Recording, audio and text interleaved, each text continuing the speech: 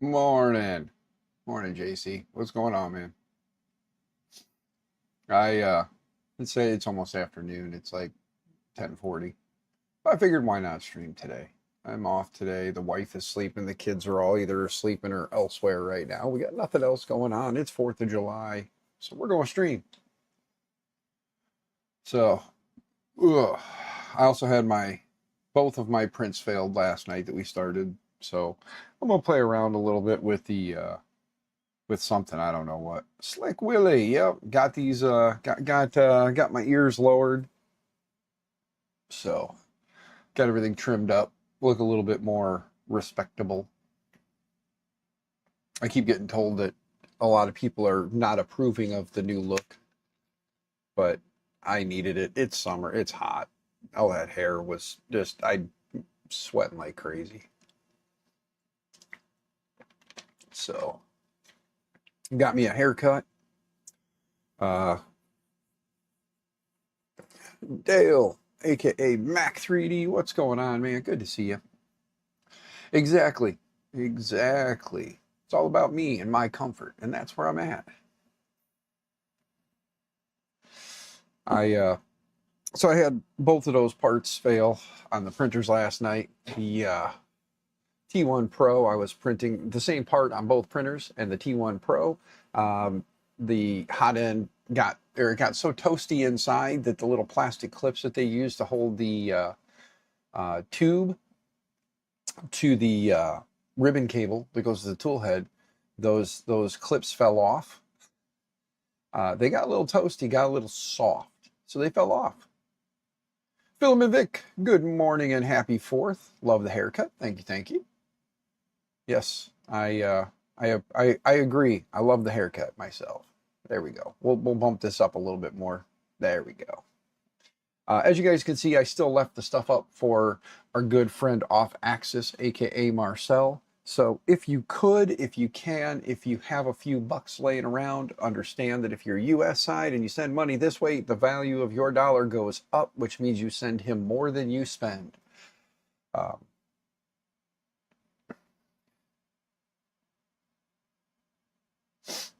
You're going to copy? Hey, if you like it, use it. That's fine. It's good. But yeah, so in yesterday's stream, for those who are here, I'm breaking out like crazy on my arm right now. You guys see that? Look at that. Look at.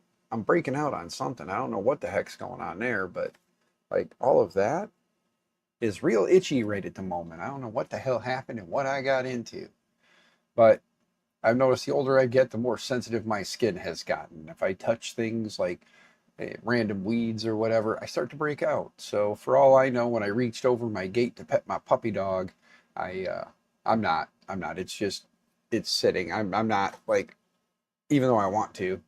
But when I reached over my gate to pet my puppy dog, there might have been something there that I brushed up against, or maybe when I pet him, he was brushed up against something, and then I touched his fur. Who knows? But yeah, it's itching like crazy, so I'm trying to ignore it. So I'm going to get up and move. Come back here, show you guys the failed parts on the Magneto. The Magneto actually shut down on me again in the midst of a print. So it lost connection to the MCU. That was the error that it gave me, was the MCU lost connectivity. Which sucks because the Magneto really does print really nice. It's just I can't get these 4 parts to actually print. So I'm going to re-slice them with a little less infill, and I'm only going to do one at a time and see if that helps. So I'm only going to do one at a time and see if just printing one at a time, having less movements and turning off my turning off the time lapse will help too, because I wonder if it's an issue with memory from using too many at once, but you can't really see it. But the print quality there, look at the side of that. That print quality is really nice. So it's got really good print quality. I'm also thinking that to keep it from jumping around on the T1, I'm probably going to change out the filament. I'll probably steel, since I did everything in PLA Plus, or the PLA. I'm itching it. Sorry, guys. It itches. I have some nice IPA here. Maybe we'll spread a little IPA on it. You know, I know how much everybody loves to watch me do things like that. Like, put a little IPA on something and then rub it on an itchy spot. Oh, yeah. There we go. Don't recommend it, but I do it. It sometimes tends to help, but gosh darn it, does that break it out? Wow. Holy bejesus. Look at that. Let me see if the camera will actually focus on it.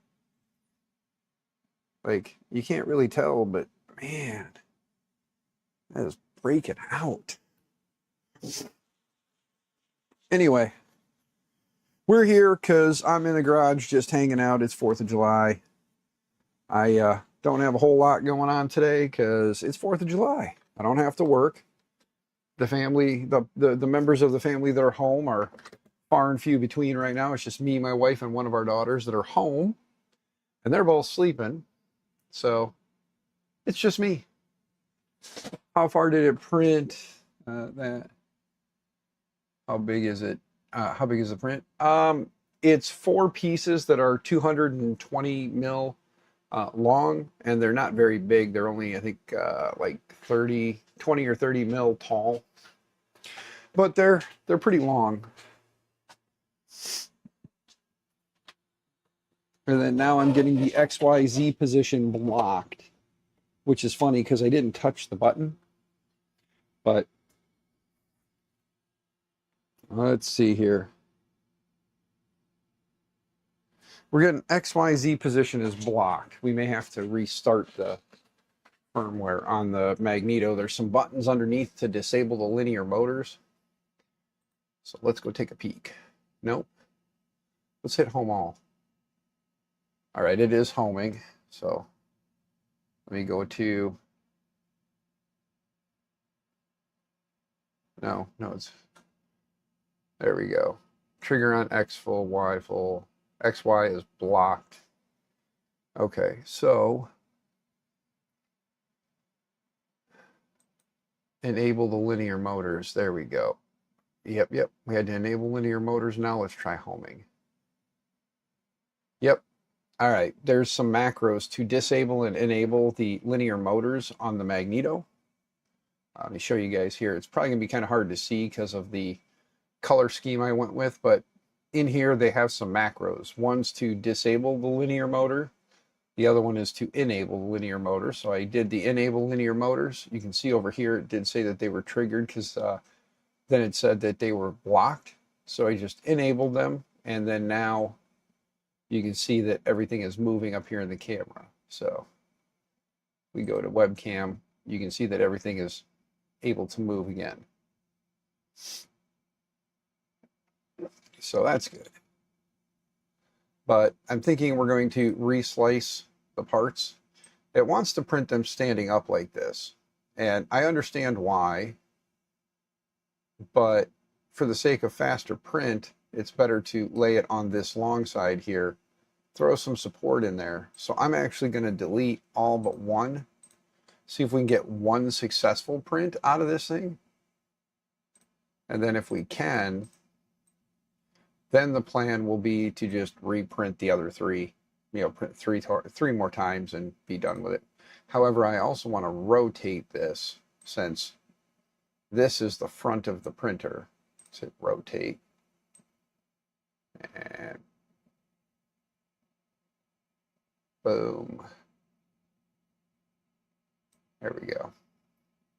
Now let's go ahead and center it. Bam. There we go. Smack dab in the center of the build plate. And now actually, for the sake of myself, I'll move it up here more towards the corner and towards this right side. I've noticed that back on this left side, sometimes when it prints back as far as it can on the left side, that's where the X and Y come back to their home position. It sometimes gets a little stubborn. So I'm going to try moving it out and over. We got a lot of real estate to work with, so I think we'll be okay. I'm going to go ahead and let's go to strength. 5, 5, and 5, because these are a structural part. Not a crazy, insane structural part, but it is a structural part. It is for the lab racks, the 10-inch 3D printable rack from Michael Clements on YouTube. So we'll put that there. And then we'll go to support, auto-generate, tree support. It's fine with auto-generating. It doesn't do terrible. And then let's go to other, and let's see here. Brim is set to auto, so it should throw brim around too, just to kind of help. It is a long, flat part. So we'll go ahead and slice the plate now. Oh, what did we have our infill at? That is the other kicker. What was the infill? 15? Yeah. Let's do 25. Just to be safe. Let's do 25. Let's reslice it at 25% infill. 2 hours, 16 minutes to do one part. I think we can stream for 2 hours and 16 minutes if we get a successful print.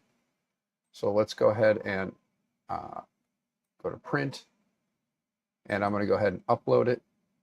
And then once it jumps over to the printer, we're going to go make sure that we turn off time lapse just as a way to help eliminate some of the additional resources or taxing on the MCU's CPU. You're going to take your time? Fine. Let's go to dashboard. Let's go to time lapse. Wait, settings, time lapse, disable time lapse. And there we go. Then go back to dashboard. Time lapse is automatically disabled now. And let's see, there's the one rack edge part. Click there. Time lapse is auto off now. And let's hit print.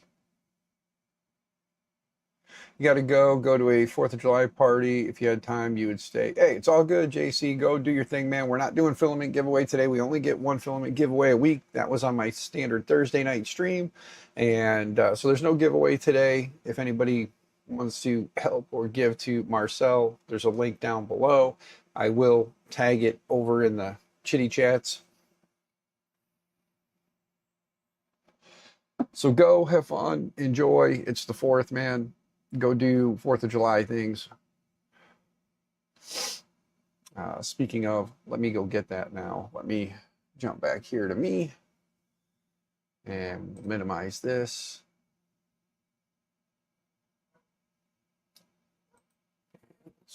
My doggo is mad because the neighbor's doggos are outside. So I am very happy though that we were able to get Marcel up to over $500 in donations yesterday. Kind of hope today maybe we can get him a little bit more, help him out. I mean, it'd be nice if we could get him to his goal of 1,300 Canadian dollars, which is, what was it, 900 and something US dollars or something like that. So, or might have been 1,000 US dollars. I don't remember the exact, or the exchange rate is $1.47 to every dollar US. Copy that, click here. If you can help out our good friend Marcel, aka Off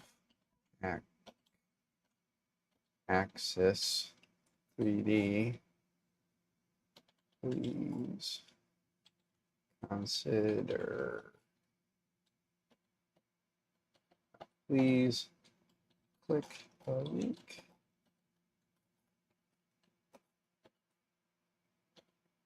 Oops.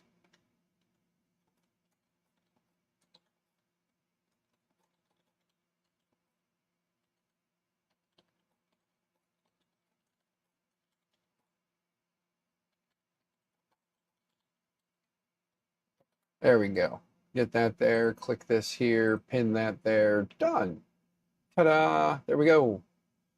Now there is a pinned link over here. So if you have even just a couple of bucks floating around today and you want to help a lovely Canadian soul on the day of our independence, it would be greatly appreciated. If you're a stateside individual here in the United States, remember again, your $1 turns into $1.47. So for every loony or toonie you can send his way, it'll help him out greatly.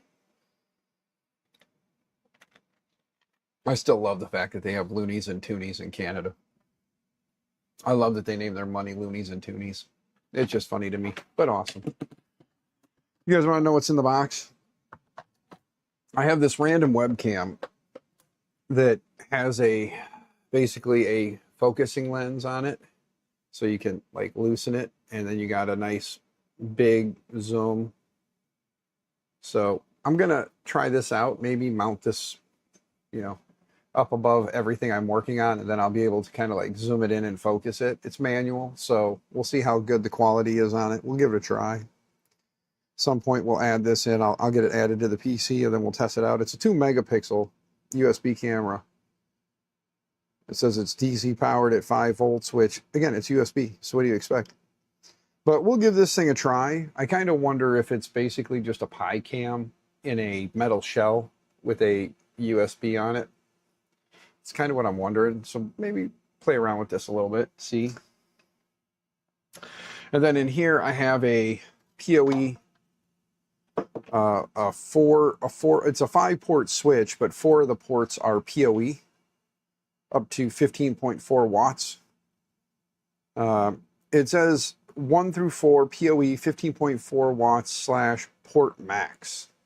So I'm assuming it's 15.4 watts per port.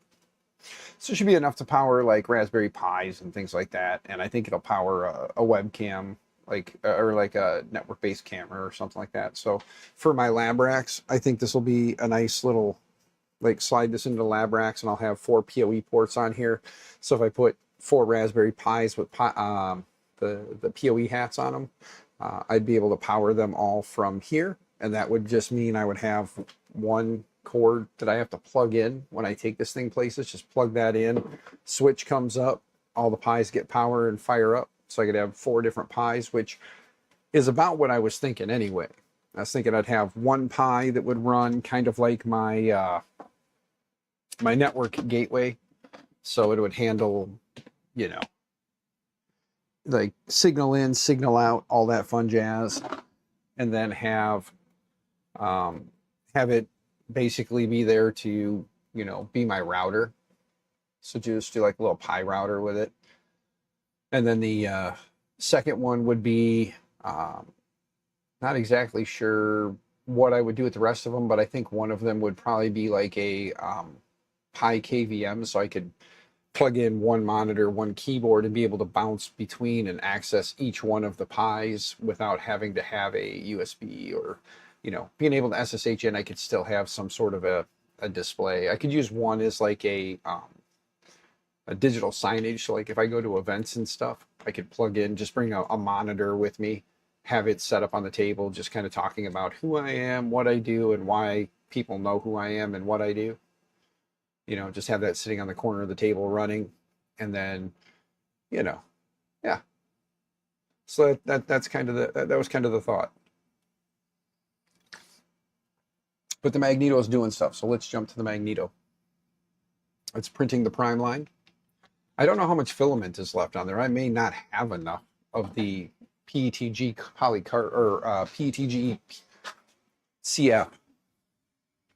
It's getting down there. So we'll let it run. I'm actually going to leave the doors open this time because PETG doesn't have too much to worry about when it comes to like the temperature fluctuation, like ASA and ABS and stuff.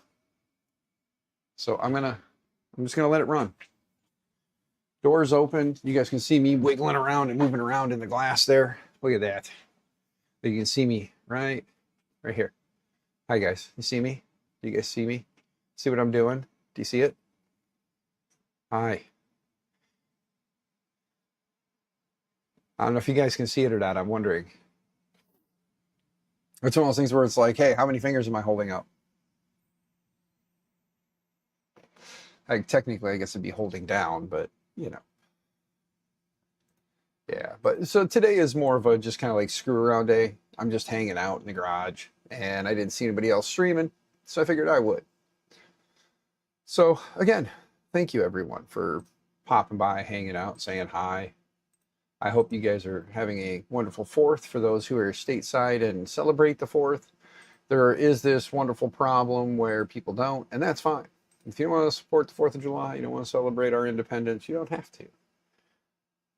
I'm not going to go into heated debates over that kind of stuff. Not worth it. You're my friends and you're here because of 3D printing. So let's just enjoy 3D printing. And after last night's stream, let's stick with that. Let's stick with that. You know, you just dropped a video for the 4th. These Strange Things just dropped his video. Let's go take a peek on his channel.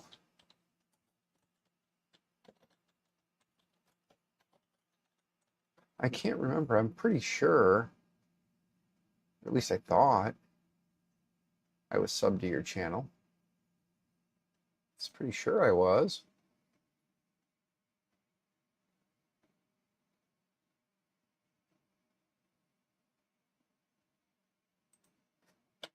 Thought I was subbed to your channel, These Strange Things. If I'm not, I'm gonna be. Give me just a minute. I thought I subbed to it the other day, but I could be wrong. There you are. Guess what? I am now, though. Don't you worry, brother. I am now subbed to your 238 now, because I'm 238. 1 hour ago, Bigfoot finds fireworks. Nothing caught fire technically. Well, I will watch your video. I will watch your video after the stream. But everybody else, if you want, let me pause it because I don't want to get dinged. Copy. Not that you would ding me, good sir, but you know how YouTube can be. There you go. There's his latest video. Bigfoot finds fireworks. For those who don't know, These Strange Things is a Bigfoot, and he just kind of like lurks around out in the woods, plays around on his cell phone and watches YouTube. And for some reason, he found my channel and he keeps coming back. So I'm grateful to have myself a Bigfoot amongst my viewers.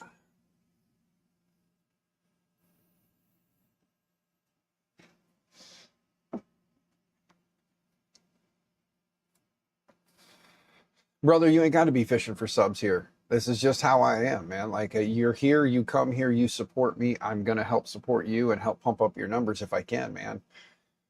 The whole point of this community is to support one another. You know, like last night on the stream, we were talking about it and kind of the birth of open source love. Like, we got open source hardware, open source community. This is the open source love of this community. So open source love became a thing last night because we were hanging out, talking, and that's what happens. And because you are, you know, you've become a member of this community, whether you're, you know, a Bigfoot that hides in the woods and 3D prints and makes stuff, or just likes to watch some jackass with a webcam hang out in his garage and just talk about anything, everything, and play with 3D printers, you're here. So I'm gonna help you out, man, if I can. We have 238 subs. Let's see if we can get that number up today. We'll work on a few things here. We'll see if we can get Marcel closer to his goal. My little rash is, yeah, you guys kind of see it there. There you go. Look at that. Look at how nasty that looks when the light hits it and it all kind of does its thing. Yeah. Not exactly sure, like I said, what I did, what I brushed up against, but something definitely does not like my skin right now. But anyway. No, man, like I said, you're a part of the community. So if we can get Marcel here closer to his goal today, if we can get him just a little bit more, and then if we can get you to say 250 subs, that's 12 subs away. If we can get you to 250, man, that'd be awesome. So, you know, I'm gonna go ahead and just go straight to your channel here, grab your link, and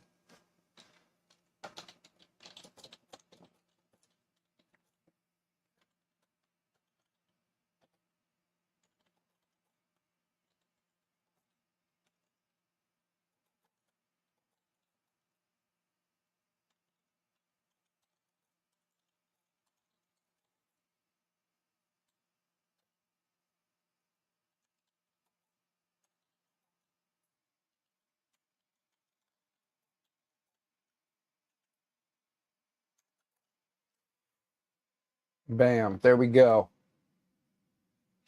I didn't want to tell you what I was typing until I typed it.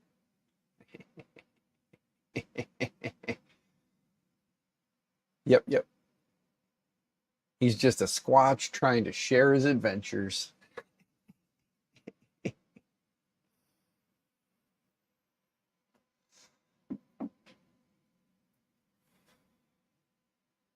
But yeah, so like I said, I mean, I'm pretty sure there's a lot of people who probably went out last night and had places around them that were doing fireworks last night, so they're probably still not even up and moving. There's probably some who have parties that they have planned for today, so they're currently working on, you know, food and setup and things like that for their get together.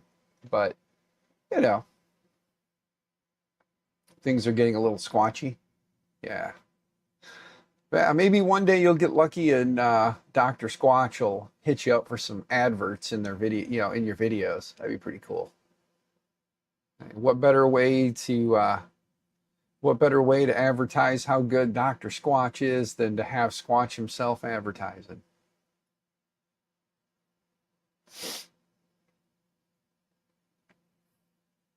I have to admit, I do love the boom in Squatch videos. I cannot lie.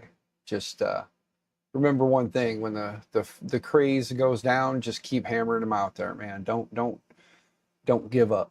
Just keep pushing, man. So, what's everybody's plans for today? And actually, you know, these like Jack, what's going on, man? We're just hanging out in the shop. Just like, you know, Jack in the shop, you know, we're doing a Dan in the shop today. I'm just hanging out here. I had some parts fail that I 3D printed, and they didn't fail. They printed perfectly, but my dumbass left them in the car, so they all warped because I printed them in PLA. So as you can see, they're a little warped. So since stupid Dan left PLA parts in the car and they warped, I'm trying to reprint them in PETG carbon fiber on the Magneto. I had 4 of these printing last night.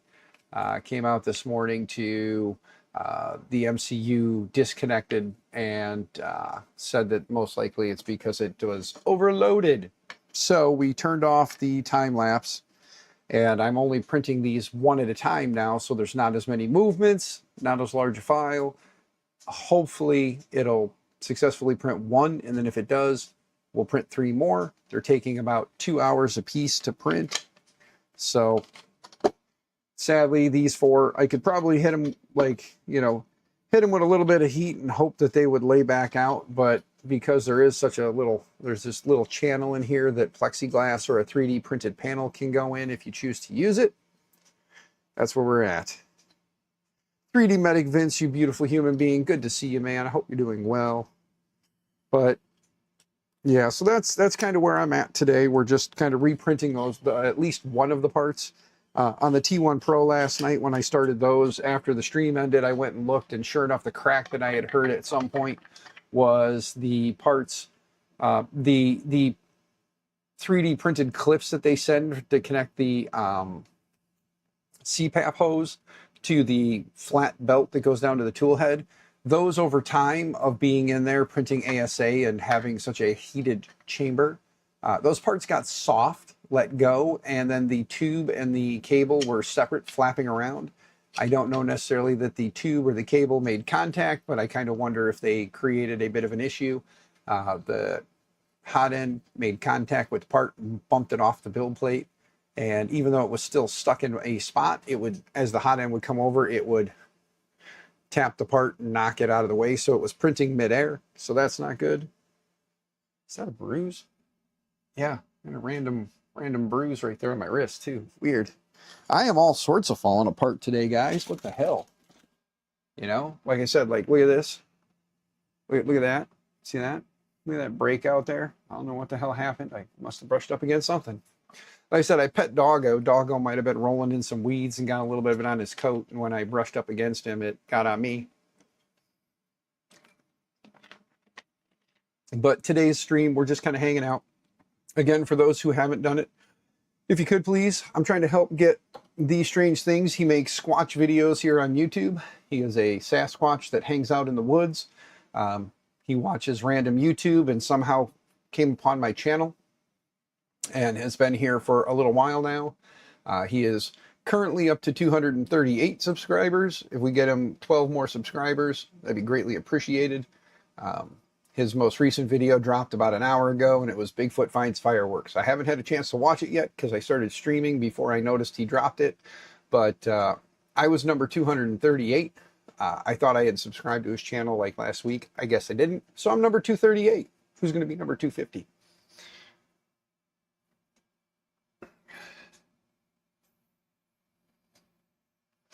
They make fuzzy cups, just saying.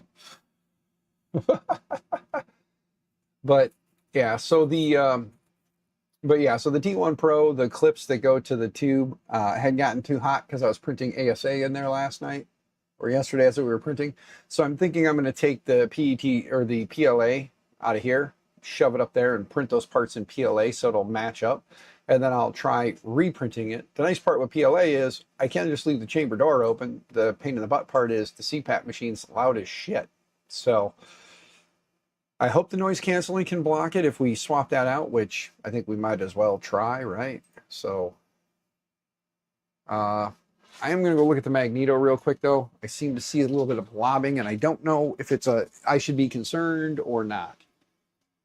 I'm going to not be concerned. We're going to just send it and see what happens. And while we're waiting, let's get this thing heated up.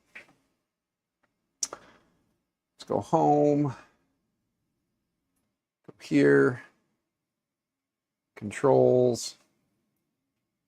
Preheat for, oops, ABS. So we got to get that out of there. But yeah, these little clips that they send, I'll show you guys. On the T1 Pro, and I think the T1S models use these little 3D printed clips. You can see they're 3D printed.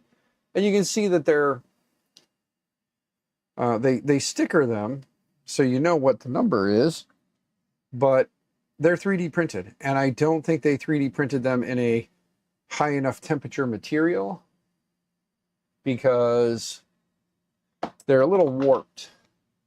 So I'm thinking I'm probably going to have to go find these and reprint them.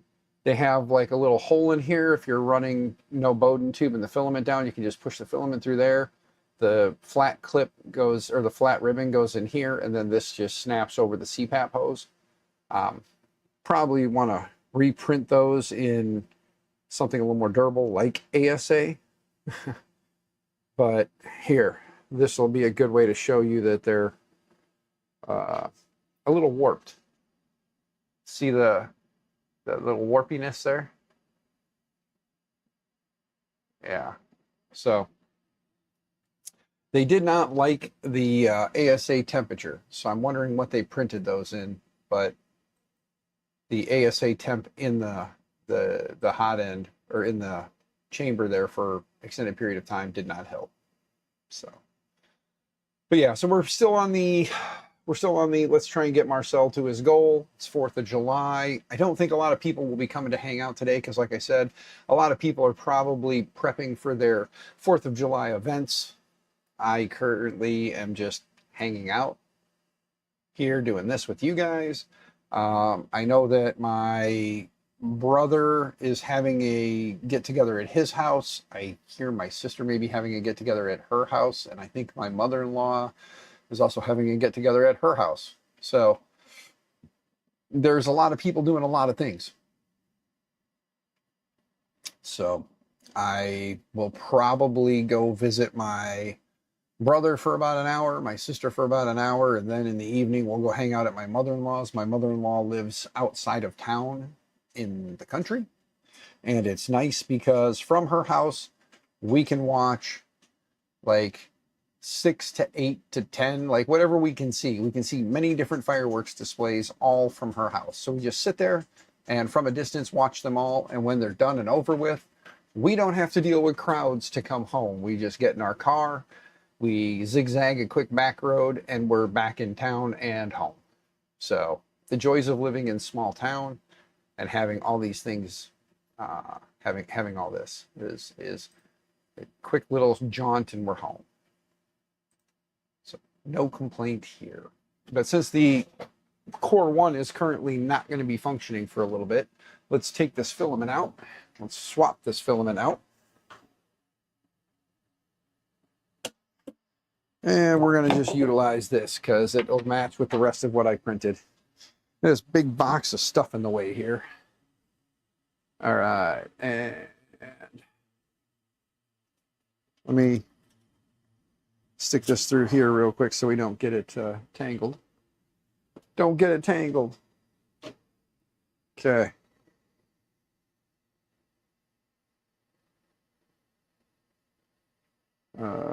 I do wish the retraction option was a little bit better on here. 245, 45, because it's ASA. There we go. Yes.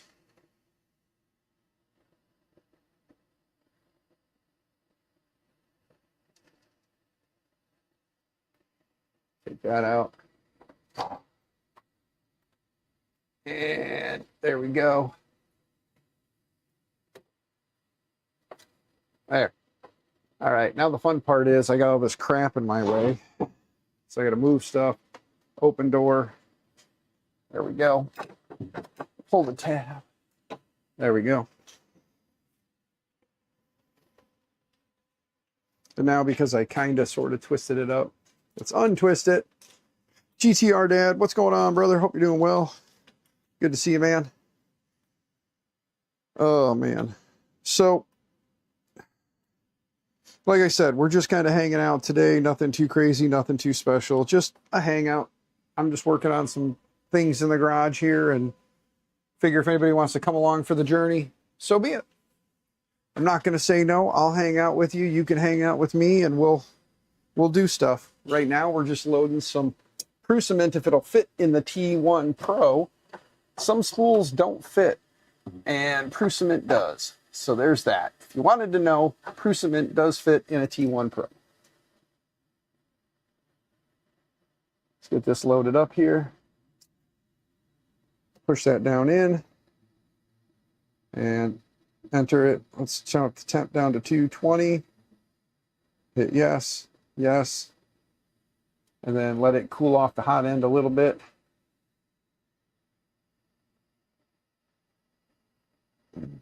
And then I'm going to try printing just one of those uprights on here in the Prusament. Hopefully, with it not having to jump around too much, we'll reslice the file. And it should be okay. That would be the hope. I mean, so far on the Magneto, the one part we're printing seems to be okay. We're almost down to 220. And there it goes. It's starting to pull. There we go. We're getting the old ASA cleared out. And now we got some Prusament coming through. And there we go. All right. Now home. Clean that off. Grab this. We cleaned up the shop. We're not going to leave little wispies floating around off axis. What's going on, man? If you reach the goal this weekend, you are going to do a big giveaway for those who have supported 5 spools of Polymaker and a complete FPV drone starter kit with goggles, radio, and a drone. Holy shit, brother. All right, gang, you just saw it. Off Axis says if we can get him to this goal by, what are you thinking, by Sunday, good sir? Or is this like a Saturday, a Sunday? When is the deadline to get you to your goal? I just want to know. Sunday evening. All right. Good morning, Havoc and crew. Ah, like how I did that? Sport the short. Yeah. Reprinting axles for the DR since the one-piece track broke. Okay.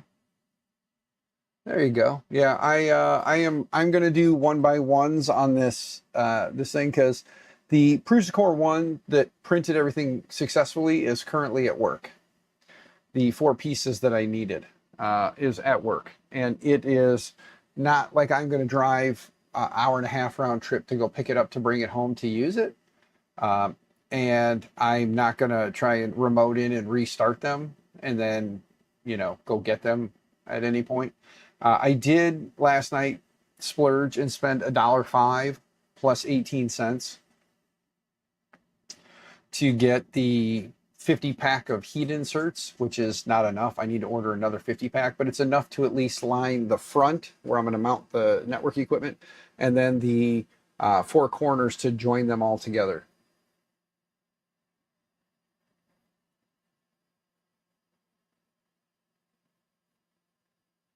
That was weird.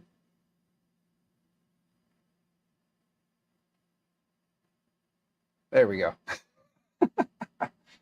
But yeah, so gang, just so you know, again, if we can get Marcel to this goal, if we can get him to this goal by Sunday, so if you guys can kind of help spread the word, spread the love, he's going to go do a little, and by little I mean a big giveaway. He's going to give away, for those who supported him, he's going to give away 5 spools of Polymaker and a complete FPV drone starter kit with goggles, radio, and the drone itself. So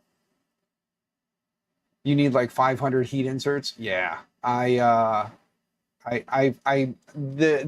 LabRax kit. I got the filament loaded, so let me slice a part real quick for that guy. Let me slice the part for it, and then we'll talk more about the LabRax kit a little bit, since that's what I'm working on. And at the same time, we're trying to help him, and we're also trying to help these strange things here get to 250. So it's a little bit of a mishmash of everything today. I'm trying to do a bunch of different things. So there's the link to These Strange Things if you came in late. These Strange Things is a lovely Sasquatch that hangs out in the woods, does a whole lot of things. And today, according to his video, found some fireworks. I didn't get a chance to watch the video yet, but he found some fireworks.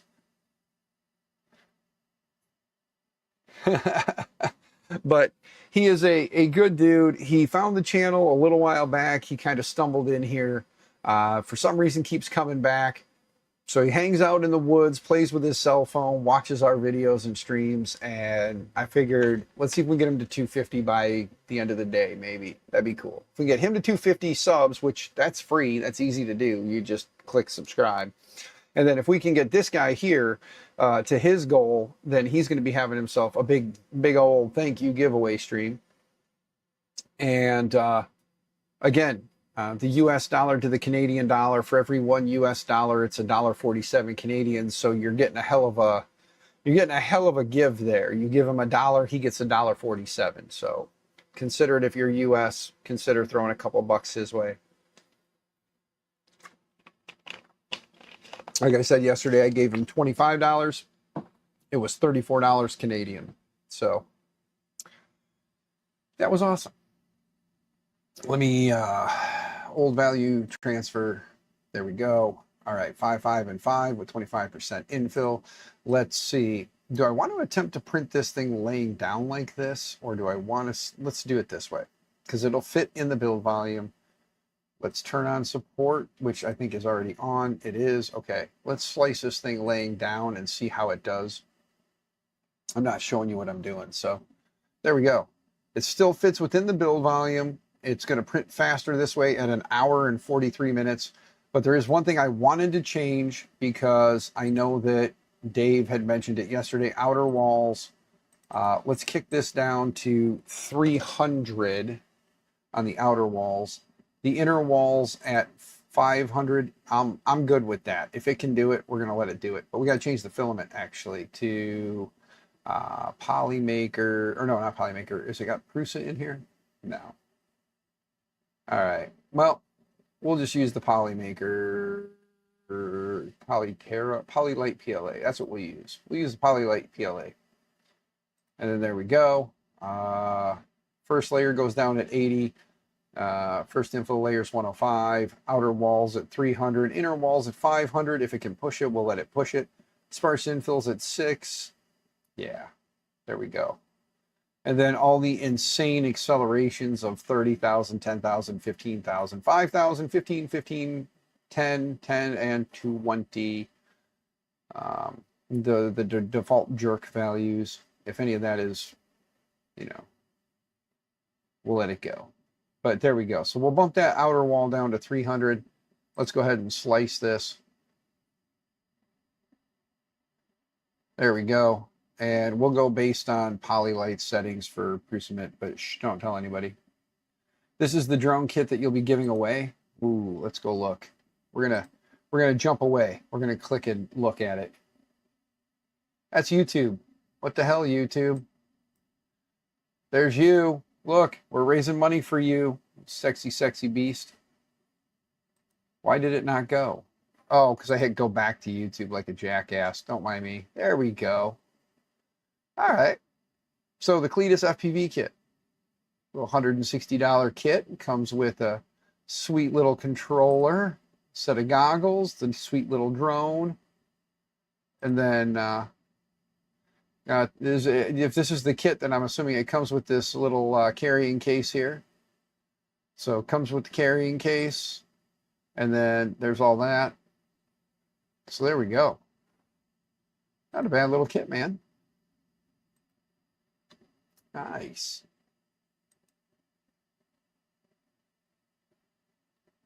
Yeah, so what I have to say is this. If everybody is wanting a chance to potentially win one, it's a $160 kit. So if you were to give up to $160, if you win, it's a break even. If not, you get that warm fuzzy feeling inside knowing that you helped out our good friend Marcel.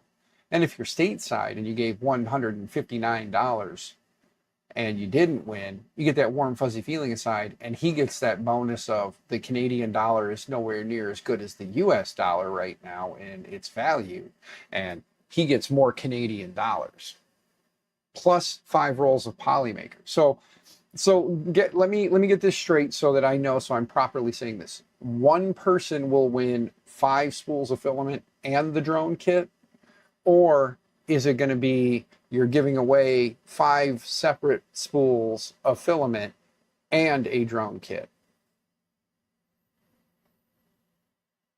And you'll autograph the tits? Yes. 5 separate and the drone kit. Okay, so there'll be 6, technically there'll be 6 or potentially 6 different winners, because I would assume you're going to do the filaments, and if when it comes time to give away the drone, everyone will still be eligible for the drone. Are you doing it that way, or is it going to be you're going to win either, the winners will either, they'll 100%. Okay, so there you go. So the big prize will be the drone kit that everyone is eligible for. And then if you win a spool of filament, you cannot win another. Got it. Okay, so if we can get this man to this goal by Sunday evening, he says, I don't know what evening classifies as, but if we get into this by Sunday evening, he will then be doing a giveaway afterwards where he will be giving away 5 spools of filament, one to each winner. So there'll be 5 winners there. And then everyone, regardless of if you've won filament or not, is eligible to win a drone. So, or to win the drone kit. So there you go.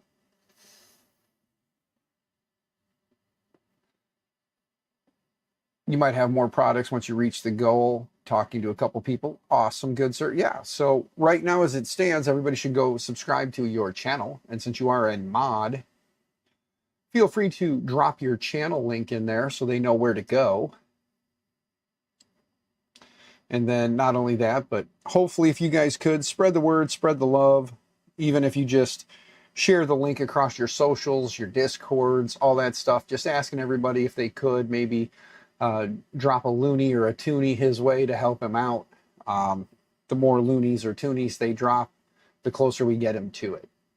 So there's the link to his channel too, so please consider going and giving him a sub if you haven't. Marcel does a lot of different things, mostly drone related stuff, because he is a FPV guy. He is an amazing individual in general. Like I said, he has supported me for many years. I mean, shit, Marcel, we've known each other since 2020, 2019, yeah, 2020, right? During the good old vid days. He's been here supporting me, helping me. When he shouldn't be spending money on me, he's spending it on me when he should be saving it for himself.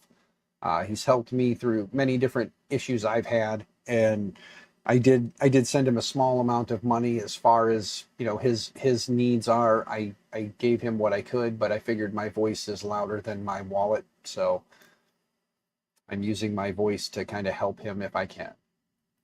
Yeah, a lot of us all met during the COVID times. Yeah, there's definitely a lot of us that didn't have a lot going on, a lot to do, and we had a similar passion, and we wanted a way to communicate with others that were into what we were into. So thank you, YouTube, for allowing us the ability to have many, many streams, many, many maker hangouts, a lot of which happened on my channel with a lot of people. This channel, in its earlier iteration as DB3D, did have a lot of random people that are in this community that came together and hung out for sometimes hours at a time. We would stream. I would go to work, come home from work, fire up a stream, and stream till the wee hours of the morning, get a quick power nap, get up, go to work. It got a little unhealthy. I spent a lot of less time with my family than I needed to or should have. So I just kind of walked away from it. And it was fine because there were several people that were still doing streams, and a lot of people kind of flocked over to them. Got bored, wanted something to do, jumped over to Twitch for a little while. Was one of the first big 3D printing guys over there. I say big, I'm not big, but you know what I'm saying. Like, I was one of the first ones over there on Twitch. Monetization on Twitch was a lot easier to attain than here on YouTube. So it was a place that I went, and when I would join other hangouts, I would talk about how Twitch has been a little easier to monetize on and get money from. And then a lot of people flocked to Twitch. And it got to be where there would be 3 and 4 of my friends at a time streaming. I had this weird, like, hey, I feel like I'm stepping on their toes if I stream. So I quit streaming on Twitch and came back to YouTube. So hang out on YouTube, just doing my thing. Yeah. Zolan and Justin streams are pretty much consistent for a while. Yep. Back then, Sam Apprentice was just some dude. Yep.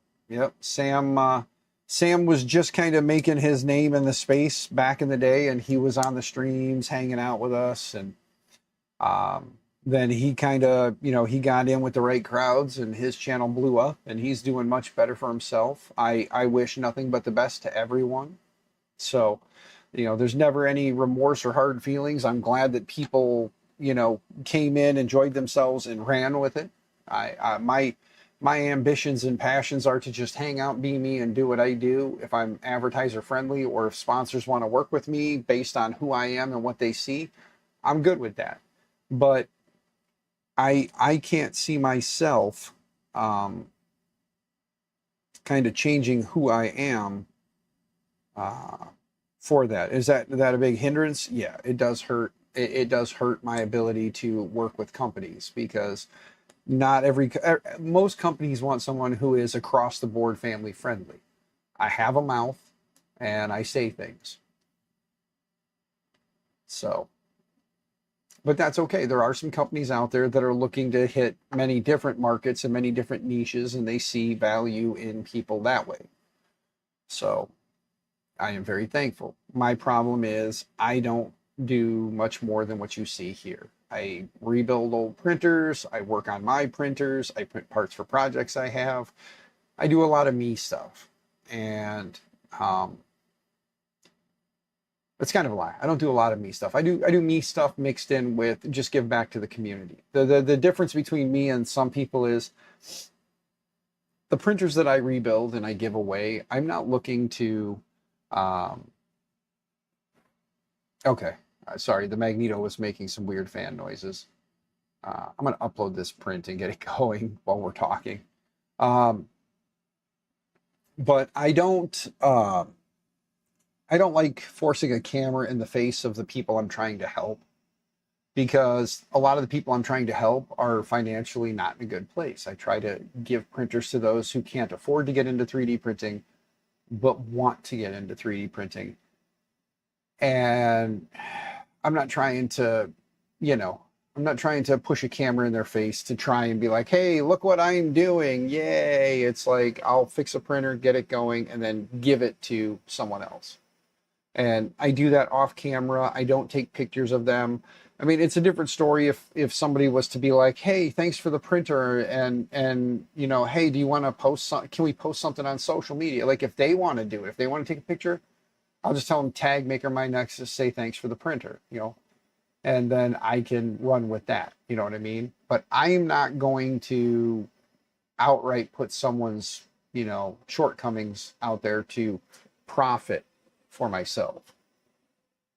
And that is the biggest, like, that's my biggest flaw, I guess, because realistically, I should be taking pictures, putting it out there, showing off what I'm doing so people can see that I'm actually doing what I say I'm doing. But if you know me, I'm honest, you know I'm doing that. Holy hell, that fan is loud. You guys hear that thing? I know you can hear it. It's in the background, loud as shit. That CPAP fan is insane. I may have to close the door anyway, because, hold on.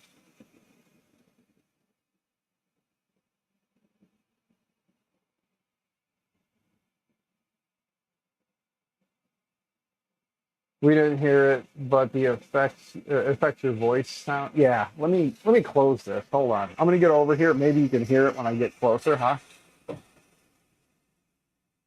There we go. There we go. The Magneto, even with its fan like blasting away, the Magneto with its movement, everything is quiet as shit because those linear drives, man. Those linear motors are quiet. Like you can see that thing's back there whipping. Let me turn my head this way. Like you can see the tool head right here, and you can watch that tool head like whip around when it's moving. Like right now, it's moving in a short path, I think. Yeah, but you can kind of see that thing just whipping around, especially if I do this. Like you can see that thing's whipping around, and it's quiet as hell with those linear motors. Um, because this is a first gen, it's kind of riddled with issues. So I'm hoping that over time I can figure out quirks so I can continue to use it and enjoy it. But like, see how quick that thing's moving? Look at that. It's just insane. And you guys don't even really, you don't hear belt whine, you don't hear motors spinning. It's just an awesome design. It's just, I would love to get whatever I need to make it work. And I'm going to have to reach out to them and let them know that I've been having consistent issues with MCU disconnects, the mag tool issues I was having. I don't know. There was supposed to be an upgrade kit. I did reach out to the gentleman that I got it from and asked him if he did receive that upgrade kit. He said he did, but I don't know if he's going to send it to me or not. I think he probably will. I don't know. So we'll see what happens. But we do have the FL Sun. There's the T1 Pro just hammering away. I know you guys like to watch Delta printers, so I'll just kind of leave it here now because Deltas tend to be more fun. But it's throwing down its little support pads.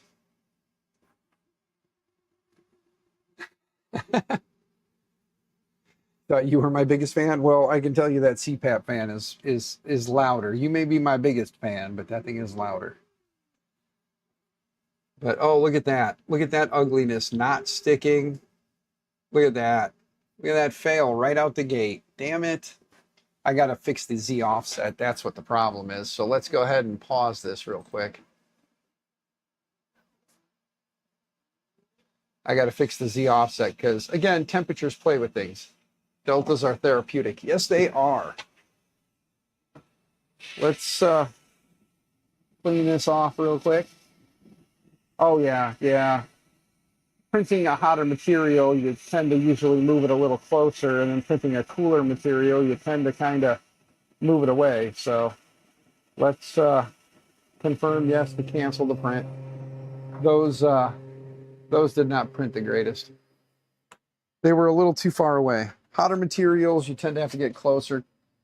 So cooler materials, you tend to get, or sorry, hotter materials, you have to back it up because of expansion. Cooler materials, you got to move it in closer. So since I'm not printing in PLA,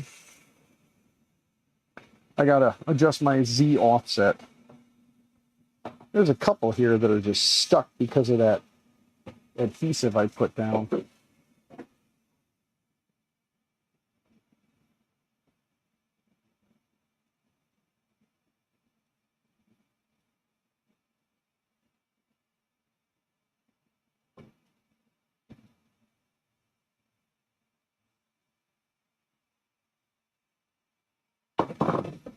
Damn it. There we go. Got it. Let's throw some IPA on this real quick. Give it a quick little wipe down. We'll adjust that Z offset on the first, on that little bit, and should be good to go. Oh, yeah, it's nice and sticky. Quick little regen. Put that in there and print it. Oh, I should have did. Hold on. Cancel. Yeah. Cancel. There we go. Vibration compensation and bed level. And then print it. There we go. Let's close that. It's going to come down and do a vibration compensation real quick. Yeah. There we go. Never owned a Delta. They seem weird. They are weird, but they are fun to watch. And the fact that X, Y, and Z all work together for head movement is awesome.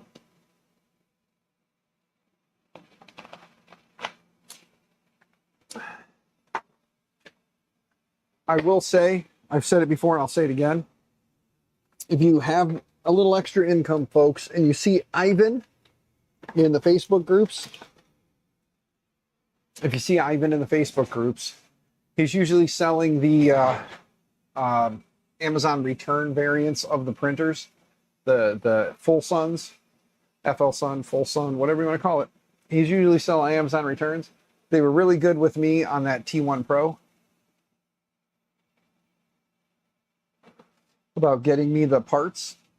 So when it did have problems, some of you guys remember watching the streams where I was rebuilding it, kind of swapping stuff out, things. And it's been, you know, kind of a solid little machine after that. So I definitely recommend, if you are looking for one, consider it.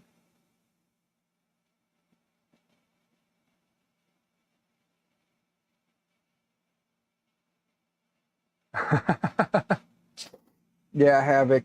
Like I said, that little Delta that I gave you, man, I have no real clue about it. I did a little bit of snooping and digging a while back, but the Sum Timers doesn't allow me to retain the information, so I don't remember really anything about that printer. But I hope you have fun with it, you know what I mean? I hope you turn it into something awesome. Find some 3D printable upgrades for some of the parts, like the belt paths and things like that. And who knows, maybe swap it over to a 24-volt system instead of the it gets super hot and needs a belt. Okay. Yeah, I was going to say, if nothing else, maybe talk to KB3D or West 3D and see if either one of them can figure out how long you need. Get some rails on it too. Yeah, that was kind of a thought I had, was it'd be fun to do linear rails instead of doing the V wheels on the Z, or on the X, Y, and Z. Do linear rail mod on it, and then get some Gates 2 belts and do some 24-volt motors, swap out the board for something 24-volt, do 24-volt power, basically just convert everything over to 24-volt, you know? That was kind of my thought. Now let me get over here and look at this so that as it does what it does, let's see. It's doing the bed level now, so let's see.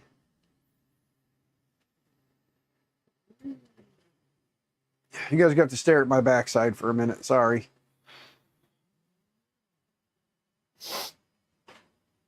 I need to get this other monitor hooked back up over here, so when I'm standing here, I can look at this monitor over here and see chat. That was what I liked.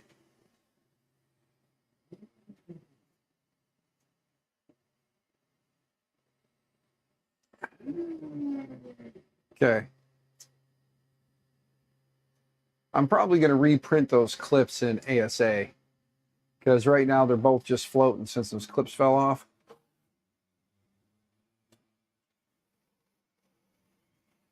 I might be lucky if I print these one at a time on the Magneto.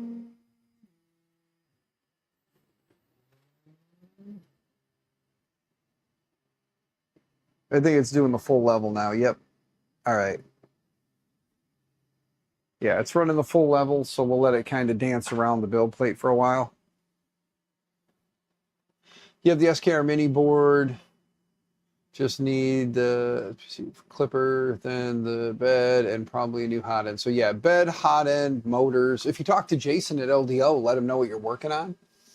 You might be able to get Jason to send you three motors for it too. He may even have, if you don't have access to a hot end, he might have a new extruder for you.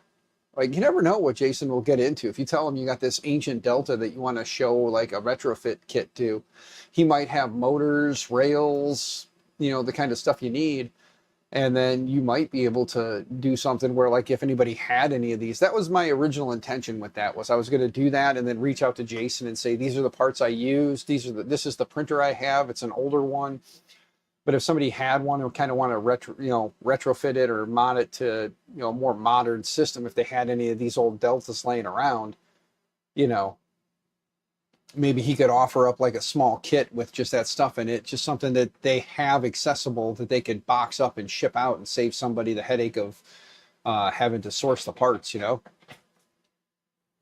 Oh, do the Delta Flyer? Yeah, that'd be pretty cool. Just a larger version of the Delta Flyer, because it's taller than the Delta Flyer is, so. But yeah, it'd be fun. Rohan's projects are always fun. I like what he does. Like I said, I like the Rook. I like the Rook 2020.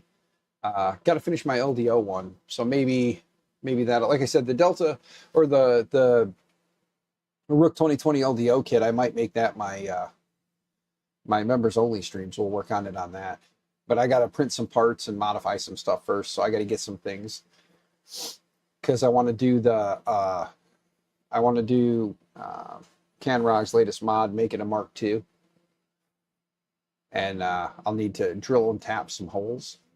So that'll be, get a drill bit. I got some 5mm taps laying around somewhere. I just got to dig them out.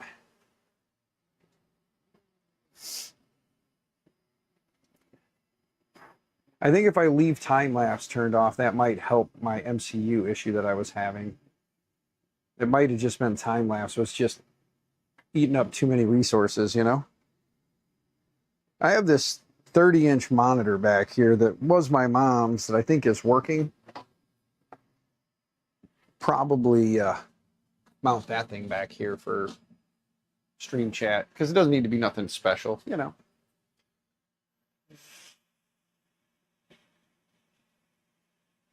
But you don't have the motivation today. Dude, it's 4th of July, bud. You don't have to be motivated today. Today is a 4th of July hangout day, man. That's what I'm doing. I'm having like a little 4th of July cookout stream without the food.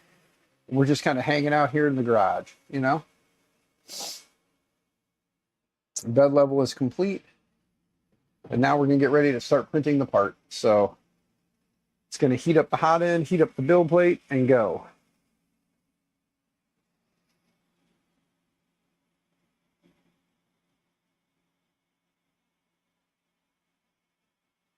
So far, so good. It'll be interesting to have the upright parts printed in PLA and PETG, but, you know, I can always, maybe I'll get lucky and Full Sun will send me some more of their PETG carbon fiber, and I can print a whole new frame in carbon fiber. I'll just have to print the parts one at a time, because that'll seem to be the only thing that works. Maybe I can try slicing 2 of them and then print 2 at a time, or print 1 more and then do 2. We'll see what happens. Little by little, work through the issues. There's the fan again. So.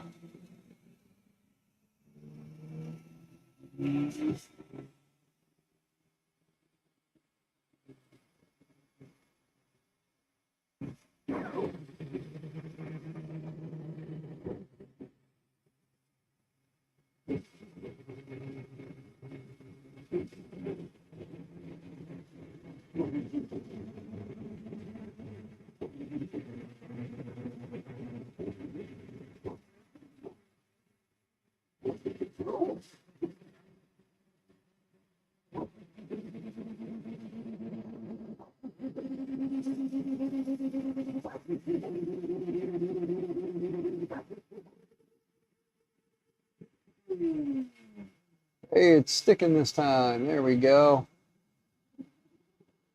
All right. Fix the offset, I think. We'll find out here. We'll see how it prints. Let it go.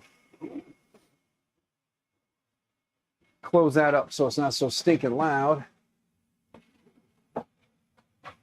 K1 has been printing the hardware for the Girardi drawers for the last 3 days. You want 100 sets? Damn, brother. Go for it, though. You know what I mean? Like, if you can make it happen, make it happen. The Girardi drawers look like they'd be pretty sweet. I like the Core 1 drawer that he did, so I might have to look into printing those for the school. And then we can put the feet on it, put the drawers under it, then the teachers can store their stuff under them. It'd be nice.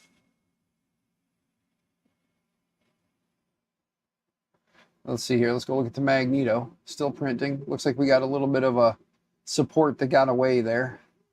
We'll see what the hot end does. I got a couple supports look like they might have got away, or maybe we got a little blobbing going on. But as long as it knocks it out of the way, we're okay. If it solidifies there, we might have a problem. So let me come take a look.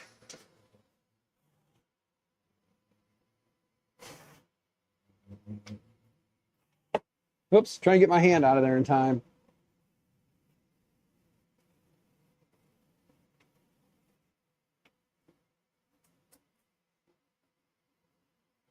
I just don't want to stop that tool head from moving. You know what I mean? That thing is, on those electric motors, that thing goes crazy. And yeah, we had some support material back here that lifted and got caught.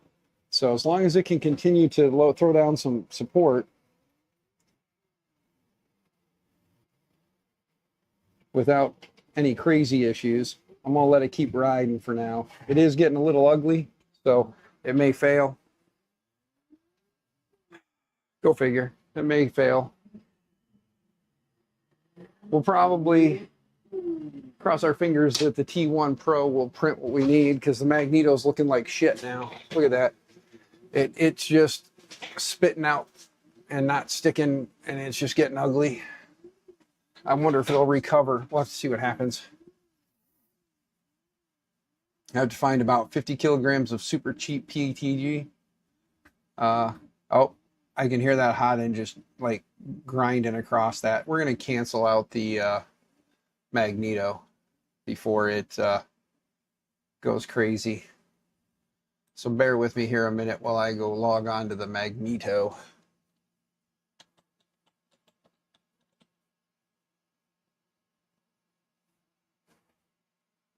Because it is not happy right now, and I'm hearing the hot end as it's going across all that nastiness, just dragging. So pause it. If it'll pause, it's not wanting to cooperate.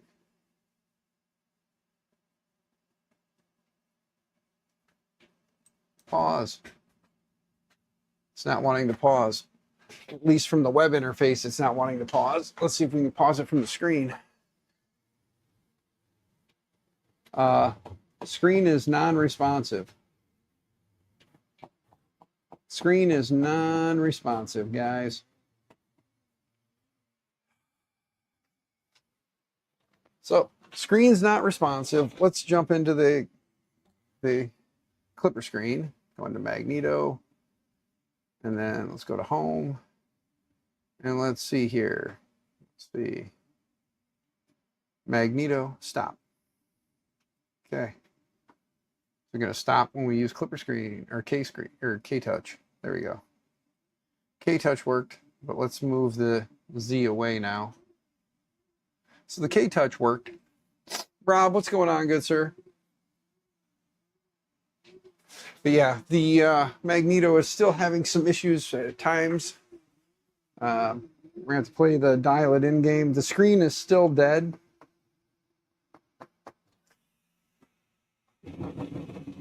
Screen's still dead, but that freaking FL Sun is just chomping away at the moment. So we're going to let it go. Cross our fingers that we can get that. So-so. Well, apologies on the so-so, but I hope it gets better. Let's move the Magneto down a little bit more so we can get that build plate out of there.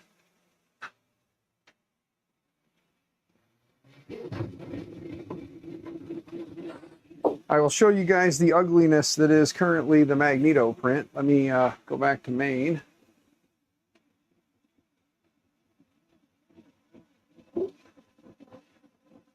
It definitely looks a lot worse in person than it does on the stream, but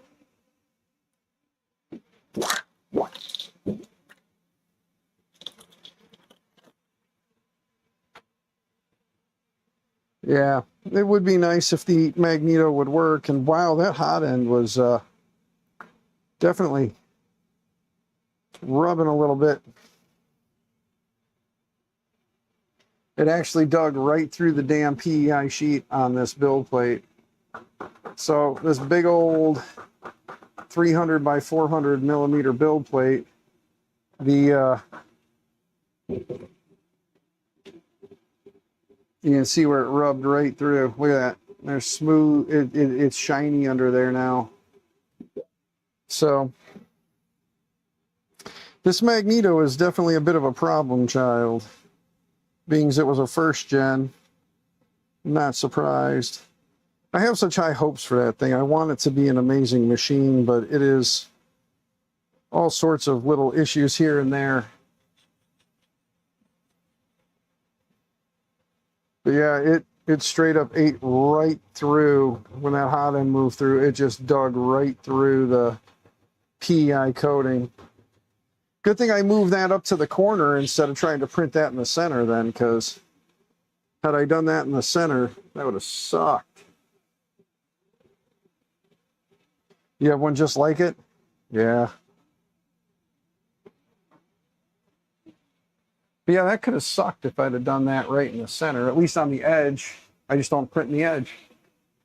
Let's see here.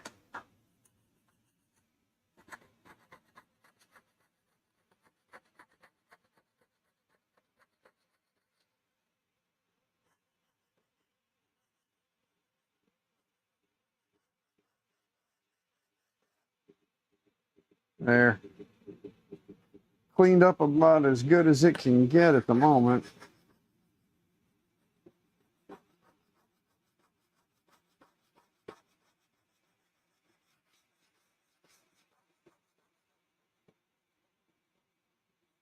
Oh, we're getting a little bit more off. Just little by little.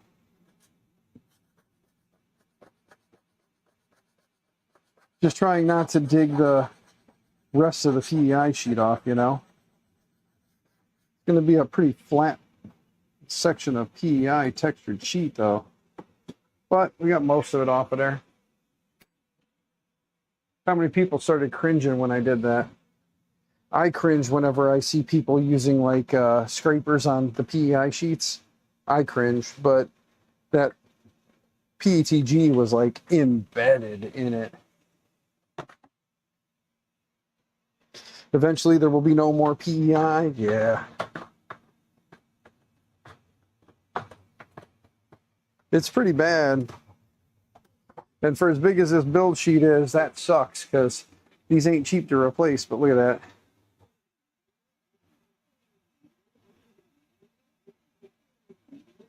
Yeah. They just drug that nozzle right through the PEI. Well, this Magneto is a first gen, and she was riddled with problems, and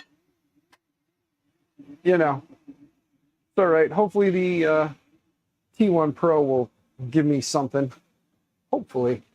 I was really hoping this Core 1 back here wasn't going to be a problem child, because then it would have been nice to at least have a Core 1 to play around with. I know that when I get my Centauri Carbon, when I get that, we're not doing any crazy modifications or anything to it. It's going to be fired up, do the update, do any of the config file stuff we need to, or the configs that we need to do, and then after that, that is going to be the like go-to for things, parts, whatever. That's going to be like my go-to machine. It's just going to work, and we're not going to mess with it. So that's going to be the hope, is the Centauri Carbon shows up and it's just a good, solid working machine, and we're lucky enough to have it to print a lot of the miscellaneous stuff we need. Again, this was an Amazon return. Hopefully we can make it wonderful one day. That was a Gen 1 Magneto. Who knows? This little fella here, I got that in on trade, and it's one that we put together. So it'd be nice to maybe take that little guy down, and I could throw something at him and we can print those clips again, but I got to put the panels back on it if I'm going to try and print ASA in it.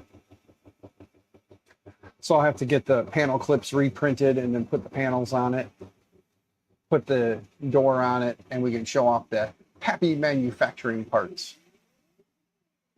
Okay, so we'll close that. Don't forget, gang, we're trying to get Mr. Marcel to his goal. If he gets to his goal there, he said he's going to do a big old giveaway stream.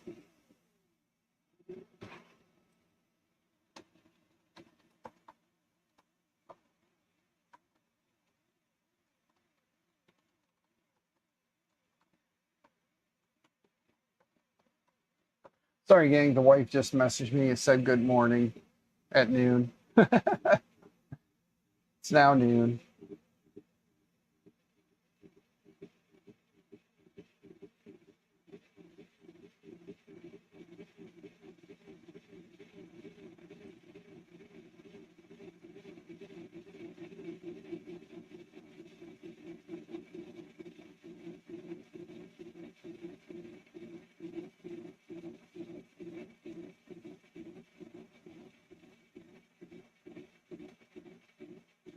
Sorry, bear with me. I was having a moment of craziness.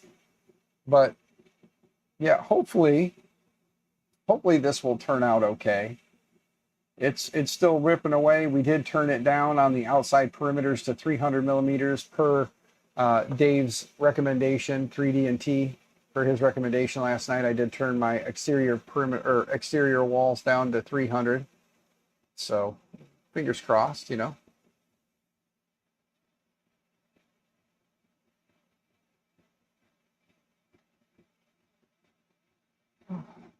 But hopefully turning that down, printing in some PLA and adjusting our offset.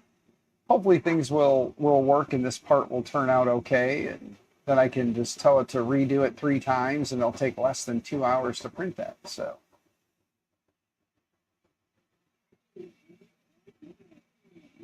let you guys watch the Delta just do Delta things, you know.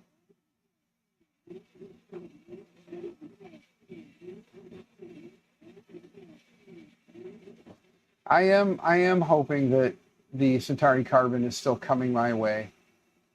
I know the company that is going to sponsor it just recently had a change on their website to pre-orders. So hopefully that means the units are now stateside and will be getting sent out. Oh, nope, they're back to sold out again. So dag nabbits. I'm going to have to message someone real quick and just ask if they sold out all their pre-orders that they had and or if I was still on the list. I love watching Deltas. I really do. Something about them is soothing, you know. That one's loud as shit, though. There ain't much relaxing. Holy cow. Just clank, clank, clank, clank, clank, clank, clank, clank, clank, clank, clank, clank, clank, clank, as it's going around. I have to message my contact real quick just to see.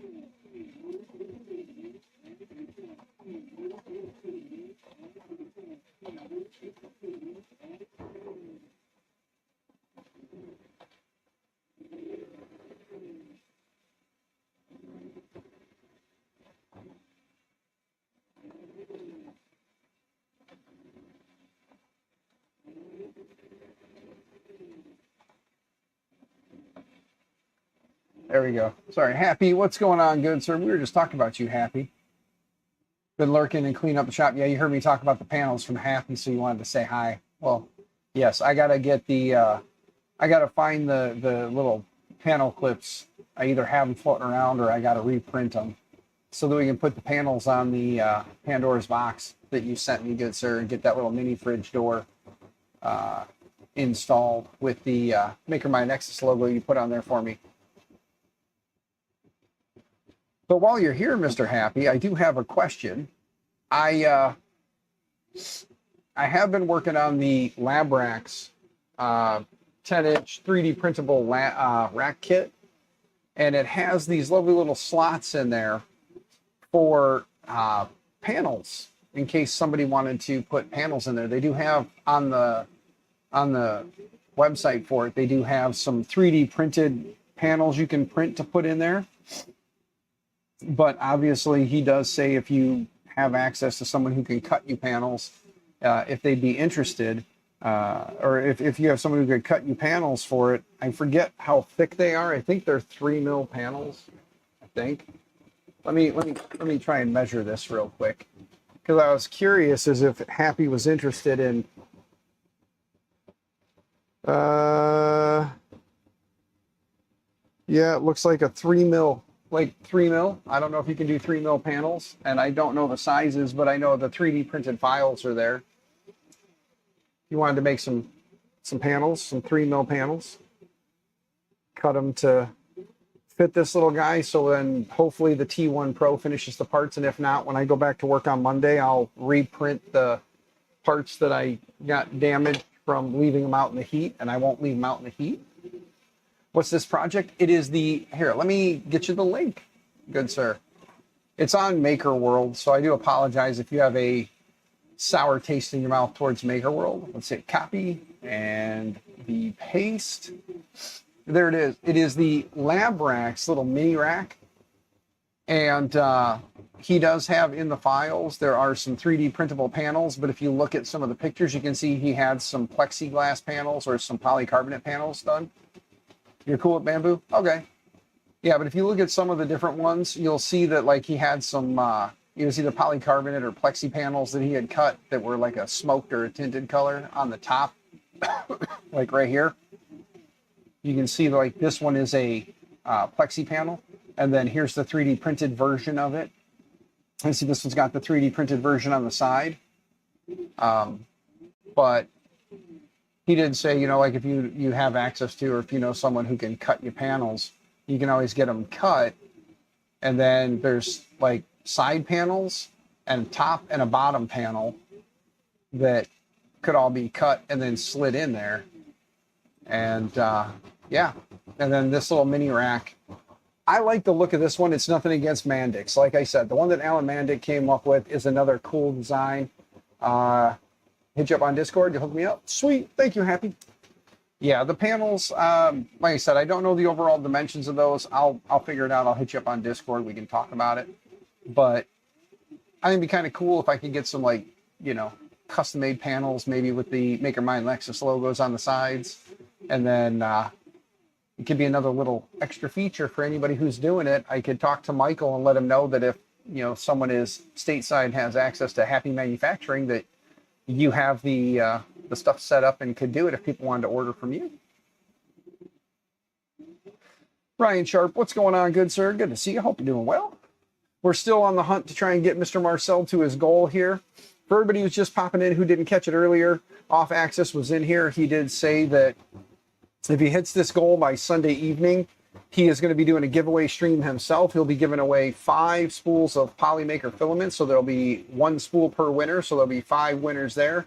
And he's also going to be giving away a FPV drone set. It'll be the controller, the drone, some goggles. It's like a $160 drone kit that he'll be giving away. Like we all do our drone, like our drone, like we all do our giveaways. Like the big prize is still open to everyone. But the filament spools, once you win, you win. So you win a spool, you're done for filaments.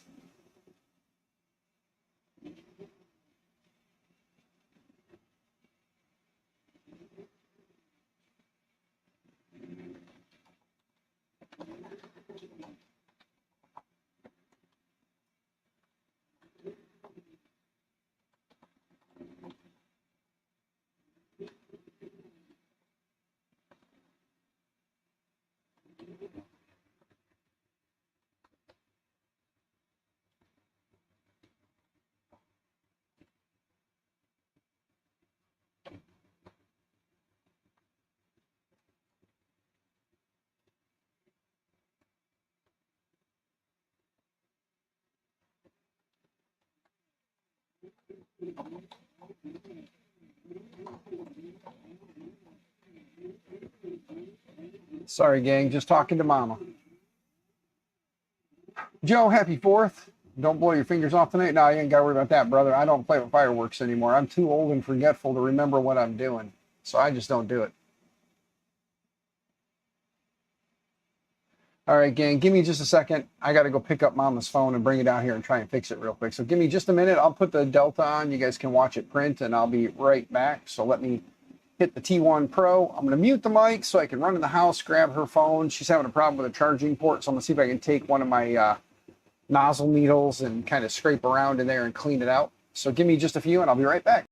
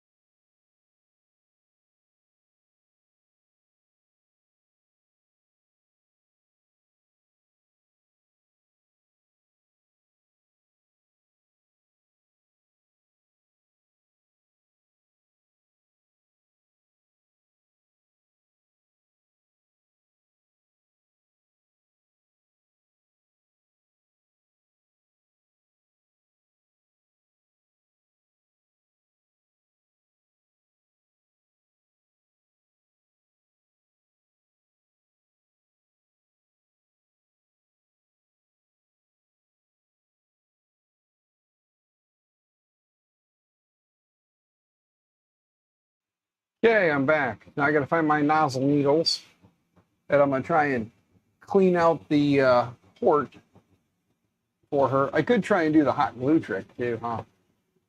I think I have. Oh wait, here we go. I have my little nylon bristly brush, or my little bristle brush.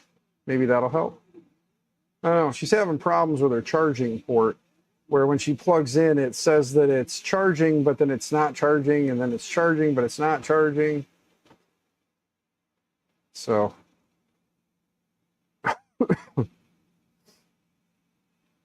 So she's having these issues, which is funny because hers is a Galaxy, what's the S23 or something like that.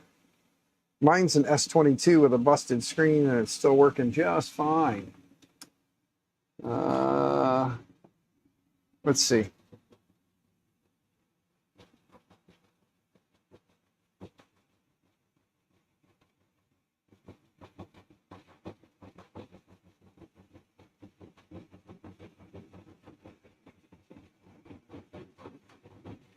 Now I need nozzle needles. Where are they?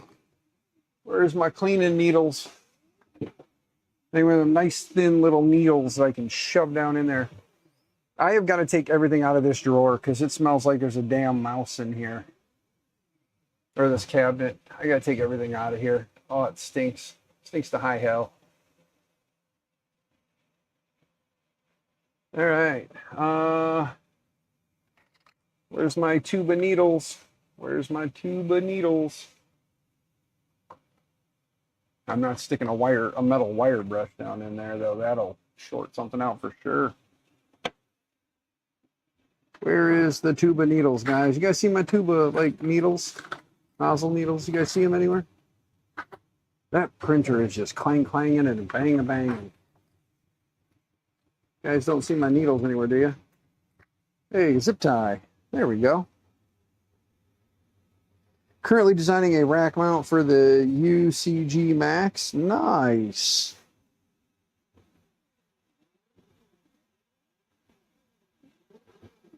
Nice, man. That's awesome.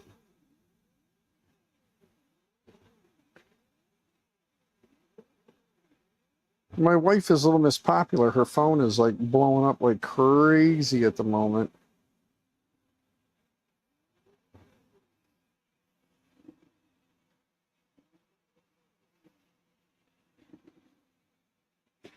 Let me sit down here. Hi, gang. How are you? Good to see you. You guys enjoying watching the Delta print? Hopefully the print turns out pretty good. If not, I'm just going to reprint the damn parts at work on Monday when I go back. Send photos. They're still under your number in my notes. Okay.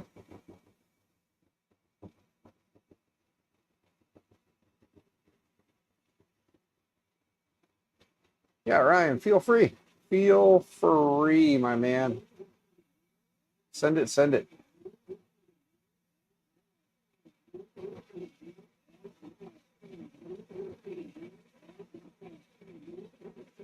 Just trying to clean out the port. So bear with me here while I'm cleaning out the port. Let's see if I got any farther. Did we just kill this charger? No.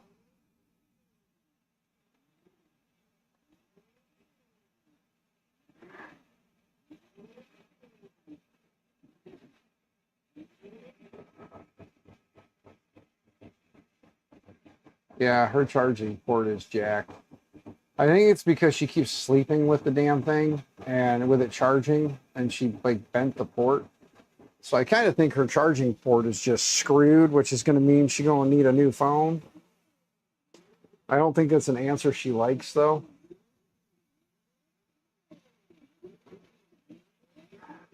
Let's try something. Let's try to make it a little more pointy. Let's try to make it a little more pointy.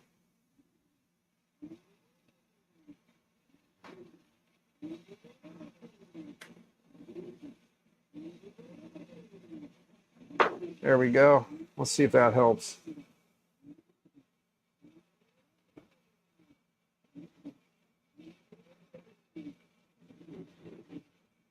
So this is what my days usually tend to be like.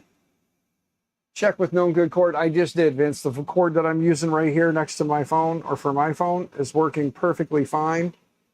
We've plugged hers into like 3 different chargers, and it fried them. She has killed like 3 chargers with this damn phone. And we're talking like good Dell 65 watt like laptop chargers. She's killed like 3 of them. Sent text. Don't know if that was the one. I will let you know here momentarily. Let's see. I have some text messages. Let's see. This is Ryan. Yeah, I have one that says this is Ryan. So yes, Ryan, you have it. I sent you back a yes with a question mark, so that way you know it's me. And it wasn't me just messing with you. Or someone else messing with you. Told you what I sent you.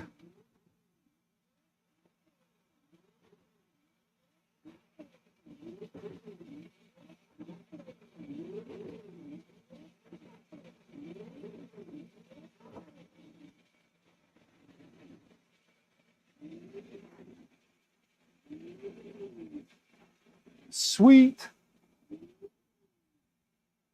Looks good, man. I like it.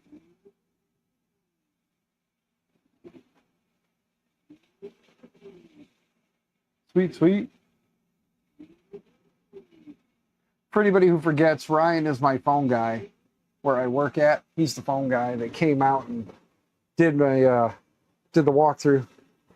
Hey, they sent me, just so you know, Ryan, they sent me a kit I got, and now they're telling me that because of the phone system and the way it's set up, we may not need that kit. So I opened everything up and almost got it installed, and then I sent back to the company that's third party between us that's kind of making things a little confusing. I sent back to them a picture of what we had received, and it's an Epix.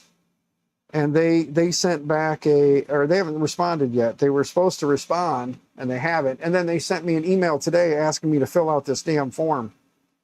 But you do realize it's 4th of July and ain't nobody in the office, and you want me to do something, you can wait. Blue tape. Yeah. It's getting cleared out, though. I'm seeing the gunk and junk and stuff coming out of this port, so fingers crossed. But yeah, so I almost installed this equipment, and now they're like, oh yeah. Almost like I told them it won't work. Almost like, yeah, you told them it wouldn't work. Like I told them repeatedly that we have a Mitel gateway. I wasn't sure how the phone service comes into the building because the current phone company never really told me squat. And so whenever I would ask them how we get our phone service, they say it comes in through a phone line. Oh, that's great, but how does it actually get here? No, it actually comes in through like an ISDN, right? Through like a T1 or like a DSL line, pretty much.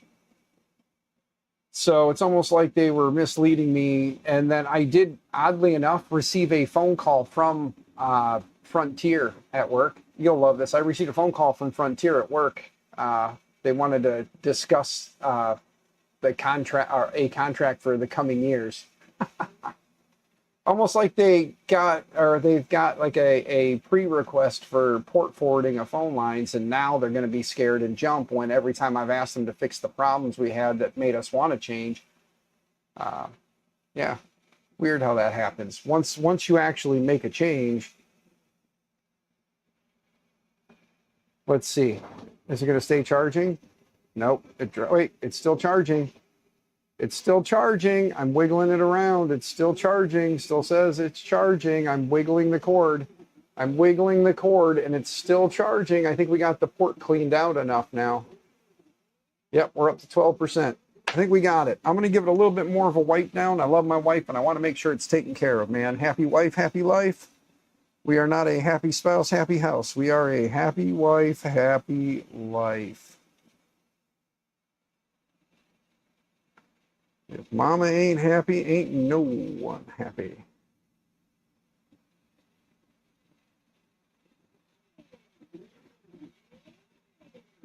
All you gotta do is find something thin enough that goes in around the sides of your USB-C connector. And these little zip ties are working wonderfully, so just trimmed up the edge a little bit, knock all the schmutz out of there. It's not ideal, it's not completely perfect. I'm probably gonna knock off this end here a little bit more, trim it at a little bit of a better angle, get a little bit thicker. There we go.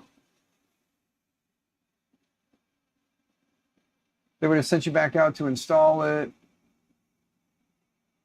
which clearly isn't happening due to the incorrect use of the gray matter. Correct. You can print a port cleaning pick. I could, Vince, I could, yeah. But I have this already pre-made pick that just required a little bit of shaving. So I'm just using that. But yeah, it's amazing how it's like, I got a kick out of the fact that I kept telling them, please send, if you can send us a tech from your company out to have him put his eyes on it, please do that, because he's going to know his system and what the previous system was better than I know what it is.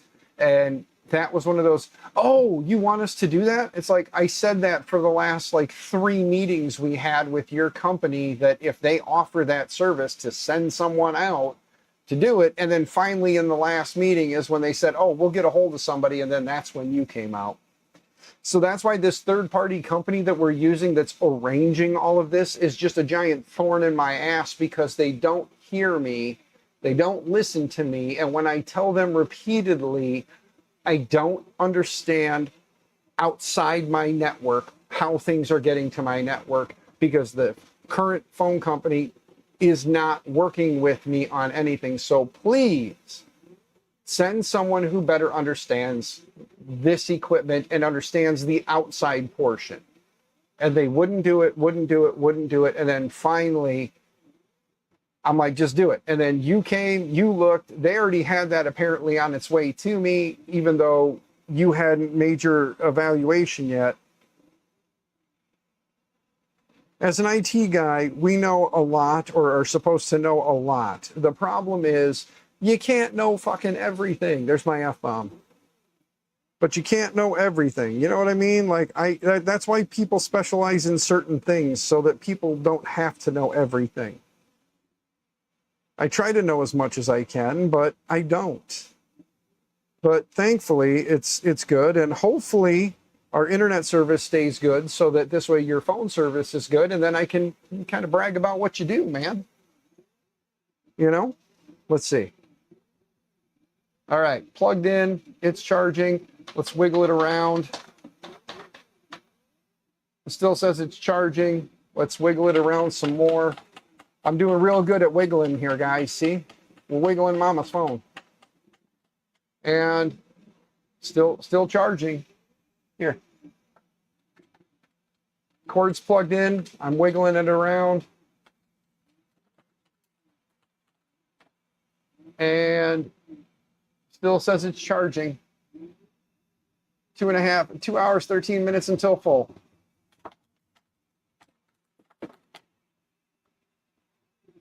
Still charging. There we go. Just needed to clean out the charge port. All right, bear with me while I run that back into Mama for a minute. Because again, that now kind of reminds me that maybe I should check my port while we're at it. I had one time I cleaned out my port, and I literally took out a ring of fuzz that was pressed up against the very inside edge. But mine shouldn't be as bad. So I'm going to just give it a quick wipe out. If you take one of those smaller zip ties and just cut a little point on the end, run it through there.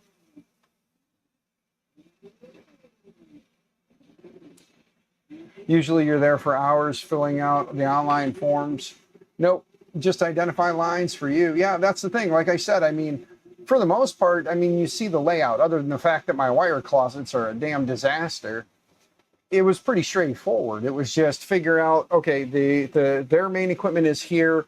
Their lines come in here. These lines are not what they're using, even though it's what the phone company was telling the third-party company that we should have, even though it wasn't.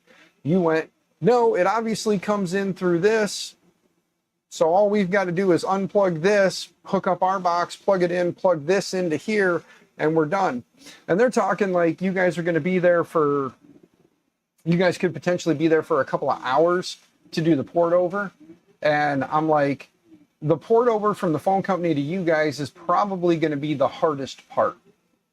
Because hopefully you should just be able to unplug, plug in, and then if the numbers and everything are ported over, it should just work. I'm doing this. Should. But if not, we'll see. There's one other thing I will have to test before you go, and cross my fingers.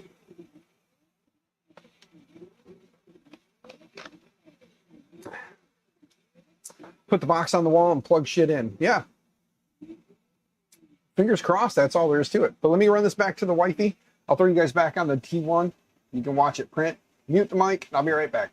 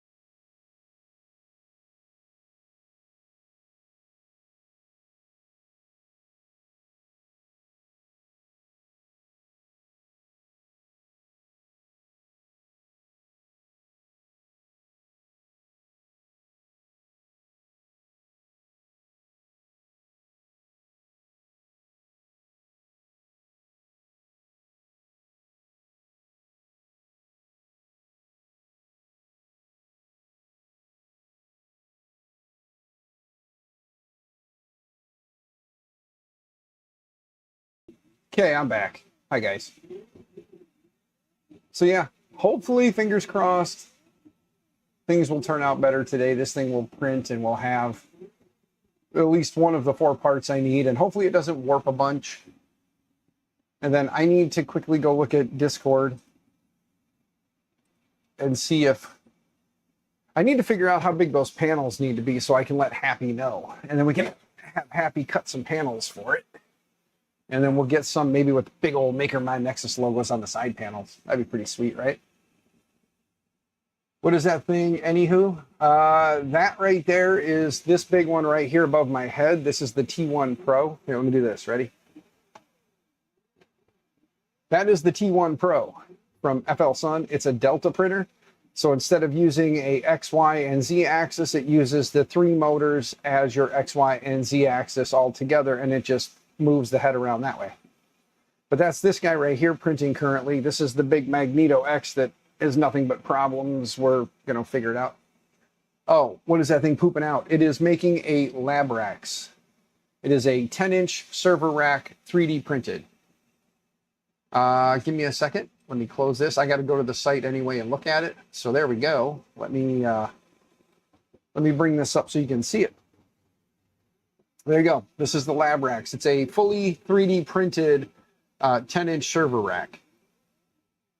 A guy by the name of Michael Clements here on YouTube. He designed this and put the parts out there, and it uses M6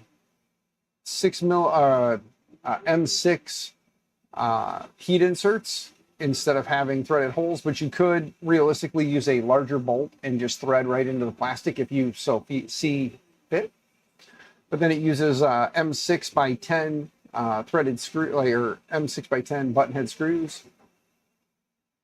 Just got an ancient Delta printer from a random marketplace find. Need to message you on Discord about it. Runs off of Arduino Mega 8-bit board. Wow. Yeah. Hit me up, GTR.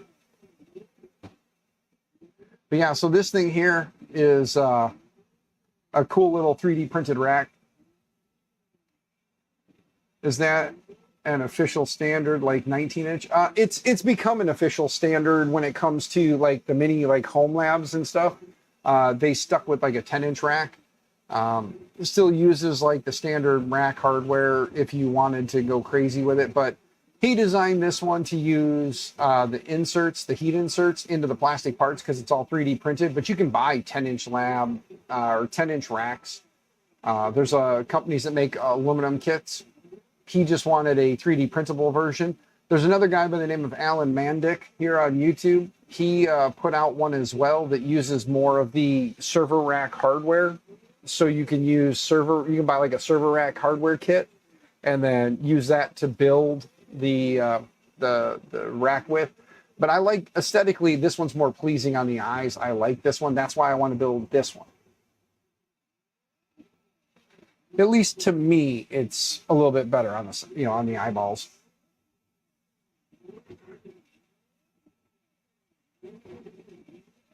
Wonder if the square nuts would break instantly. I'm not sure. I know he did make a variation of this one that uses hex nuts. And it basically has like a spot in the back of the plastic where you can basically just press in a hex nut. And then you just buy the hex nuts and the screws, and then you can just screw it in that way. But I kind of like the original look with using the button head screws and doing the heat inserts. So I bought a 50-pack of heat inserts off of AliExpress for like $1 and some change, $1.50 I think it was. It'll be here in probably 2 months because it's AliExpress. So I probably won't get them for like 2 months. But I went with this one. And my buddy that you saw in chat, possibly Mr. Happy Manufacturing, he does like acrylic and polycarbonate, and he does like panels and custom-made panels and stuff. And he'll even do laser etching on the panels for you. And he can, cut pretty much whatever you need. So I was just talking to him since he was in here about possibly making me a set of panels like this one here has with the, they'd be cut acrylic or polycarbonate or whatever he makes them, whatever he chooses to make them out of. but they're 3 mil thick panels, and then they just slide into the channel in the 3D printed parts. So when you slide it all together, it's there. For right now, if he does the one with the fan vent on the top for me, if I don't put a fan in it right away, it'll at least be a place for air to escape. And then if it is getting hot, we can do that. I am printing all the parts in PLA. Michael does say in here that it'd probably be best, somewhere in here he says it'd be best to print it in not PLA. So, because of heat from the network equipment can cause warping, but for the most part, it'll be in my air-conditioned office here or at work in my air-conditioned office there. So I may, down the road, play with different materials and print it again in something else. But it's a pretty cool little design. And with 10-inch, there's a lot of people putting out different inserts and stuff for different things. Like I said, I've got this little Netgear 4-port PoE switch with a 5th port for like uplink and stuff.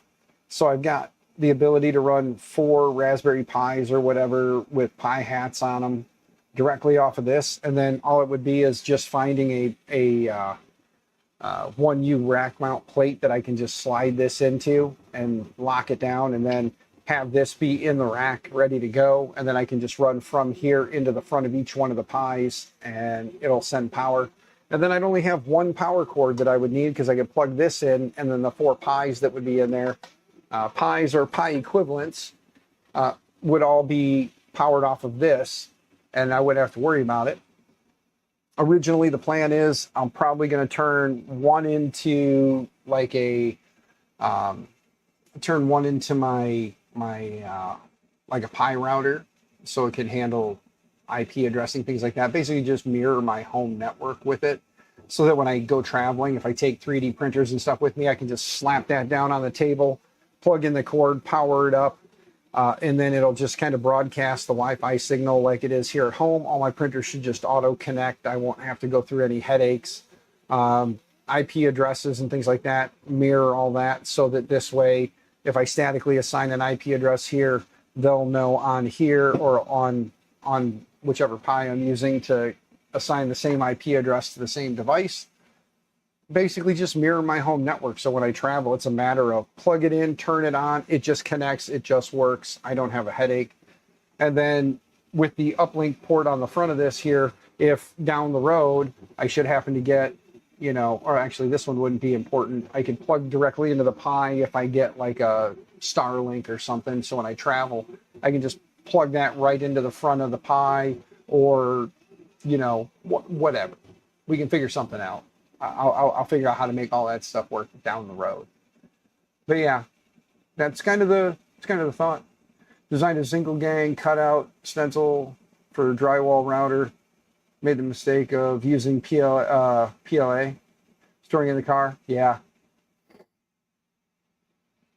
you definitely want to do any kind of stuff that's going to be sitting in your car, at least PETG, but I like using ASA for stuff like that, because ASA gives you the strength, rigidity, and heat resistance of ABS without the complications of printing like ABS has. So ASA is a good one, and they are my sponsor, but Polymaker has a very wide selection of ASA materials in lots of different colors. So if you check out Polymaker, I don't have any discount codes, but if you check them out, you can always just tell them when you purchase it that MakerMind Nexus sent you. That ain't going to get you much, but at least it lets them know that I am still spreading the word and spreading the love. And again, I got to do it because I haven't said it in a while, but this right here, my good friend Marcel. For those who don't know Marcel, Marcel is also known as Off Axis 3D or Off Axis FPV here on YouTube. He is also an actor. He's done a lot of, what am I trying to say here? Like support roles. He's never had like a main character role, which sucks because I think that face of his would be an amazing, like an amazing main character. But he's always been kind of background work. I was showing it off last night, so if you go back to last night's stream, you'll see he was in Apple TV's series Schmigadoon. You can see, if you go back and watch the stream last night, you'll see a freeze frame from their promo where you can see Marcel standing in the background there. but he was also on shows like Supernatural and stuff like that. You refuse to try ABS, the smell and the difficulty. Yeah, give ASA a try. It does still have a little bit of an odor, but it's not ABS. So maybe if you just pick yourself up a roll of ASA, just one, give it a try, see what you think. ASA, you can get away with printing open air, but it is recommended print it in an enclosed environment. It would be much better and print with less issue or potential issue. So I have seen and I have done it where I printed ASA open air, and I have seen others do that and do that quite often without any crazy issues. You may have to put down some kind of a bed adhesive, but if possible, print it in an enclosure.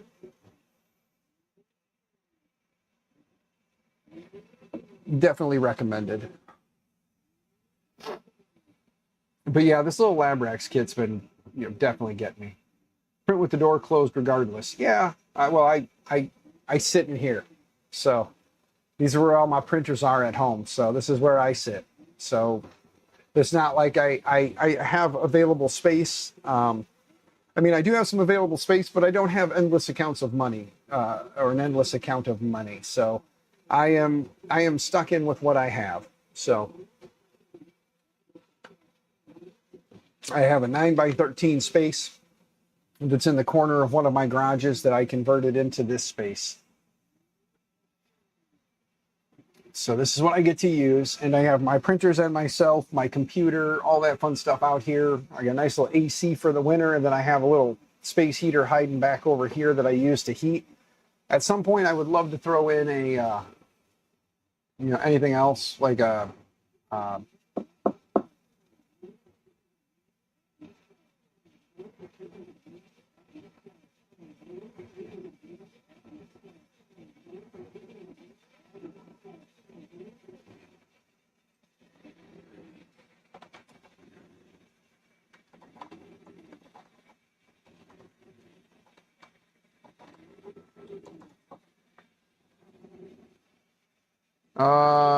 wifey says her phone is messing up again. All right, guys, give me just a second. Let me run her in a new charger and see if maybe because the port was jacked up on the phone that it messed up the charger. So give me just a minute. I'll be back again. Let me throw the T1 Pro up.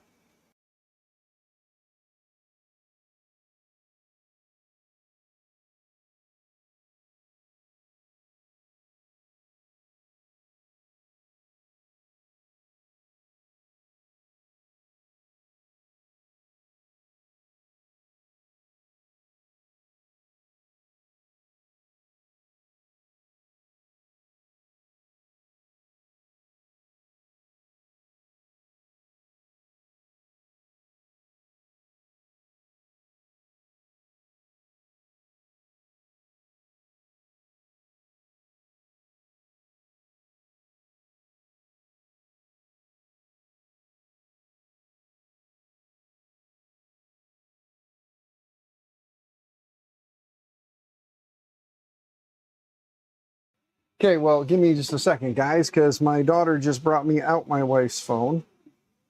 So let me just take a look at it.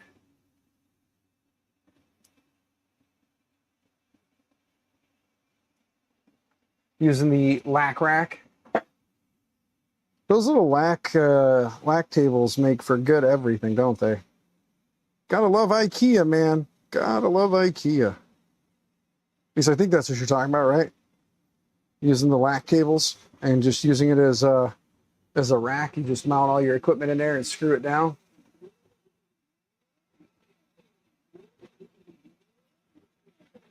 But yeah, so my loving wife is saying that it's still messing up. So I kind of think that it might actually be the cable got all jacked up from all the crap that was probably in here.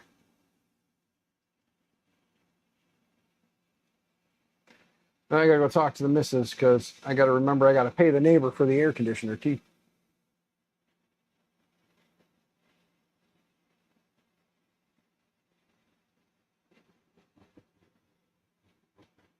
But trying to clean out my loving wife's phone. Sent you your lac adapter. Let me look. Let me look. Go back. Go back. No, the message is not spam. This message is spam. No, it's not.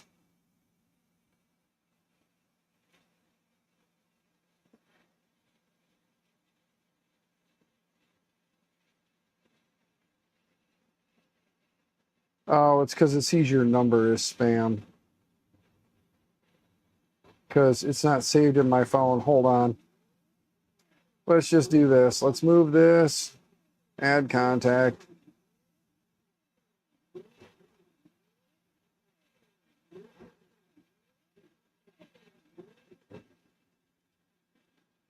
There. We'll add you in. Now it'll stop telling me you're spam because you're saved. At least I think it will.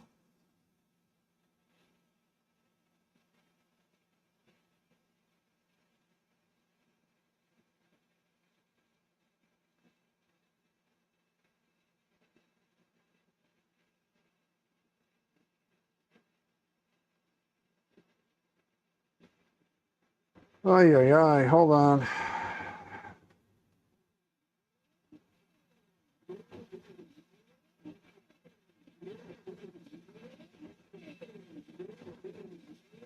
Somebody's marked you as spam.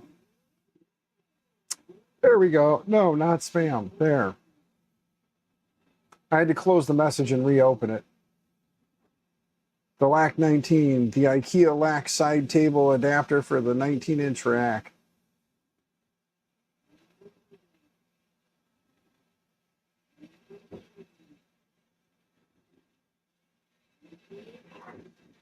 Nice. There we go. Yeah, it's just a little adapter that you mount down, and then, yeah, it uses heat inserts, and you just mount it right to the side of the LAC table. That's cool. That's pretty sweet, man.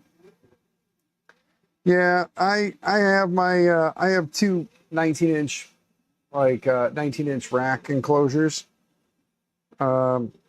Here, one in the office, and then one I got, oh, actually, there's two in the office right now here, but hold on. I don't know why. I asked her to ask you if it stays running and you put it on here. So it does, let's get a different charger. And that's what I told her. I was going to bring you a different charger. Hey, by the way, I got to give Mitchell $65 for that air conditioner. And we're broke. I know. I know, but I got to pay him. Okay. So I got to find out how I can send him cash. Well, say hi to the stream. Hello, stream. Give me a second here. Just, hold my door open, allow my cold air out. That's fine. I am.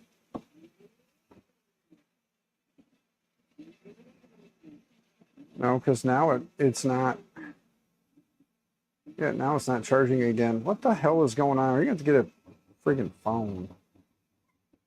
There it goes, but maybe you just have to set it on the table and just let it charge. Alright, Dad. Just give me a different cord. I'll try you. Well, hold on. Because I'm sitting here just constantly scraping at all the crud that could be across the key, the pins on the charger. Currently, Ryan is hanging out with me in chat. There's 15 people hanging out here. Ryan is the guy that came out. We're switching the phone system out at work, and he's the guy who, not the phone system, but the phone provider. And he's the guy that came out to do the system. Doggos. And then this, I don't exactly know, but this was the puppies when I came in to see you, right there and right there. And then I'm breaking out on something. I don't know. I pet Chewbacca's. The only thing I think is maybe he got in them damn weeds and then it got on his coat. And then when I pet him, it broke, my arm's breaking out. Hey, Jason, what's going on, man? I'm just talking to the missus. She doesn't want to be on camera. She is not camera ready. Okay. I'm gonna whip it against the wall. Well, why don't you not do that? Because then yours will look like mine. You want to take this with you and just kind of do like I was, just kind of scrape around the plug? Oh, okay. Lurking while walking the fog. You're out walking the fog? So you're the reason your neighbors get mad because it's foggy outside. I know you mean dog, man. I'm just messing with you. I know. Oh, they get to hold little man today. Awesome. My kiddos or my daughter-in-law to be sent a picture of little man and she's holding him. Awesome.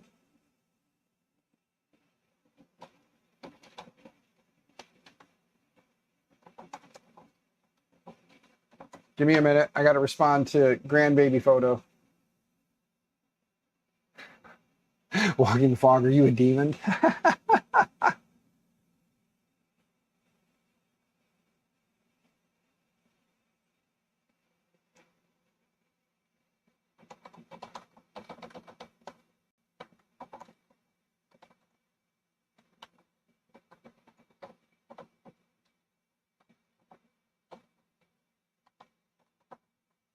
See if my neighbor has PayPal, Cash App, or Venmo. It's easier to send him money than pay the $3 fee. You know what I mean? Like go to the ATM, pull out cash. I can just transfer money and pay him that way.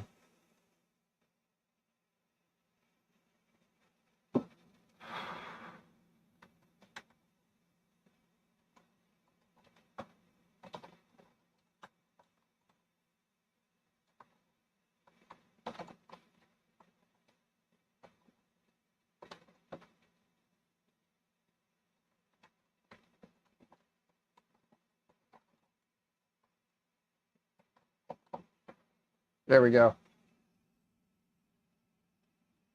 Yeah. But yes, my little grandson is an amazing little dude. I can't wait to be able to hold him too. He was born preemie, so he is still at the hospital and mama is there. So since mama's not being released yet and she can't do too much, can't leave the hospital, she just kind of goes from her room over to see little man.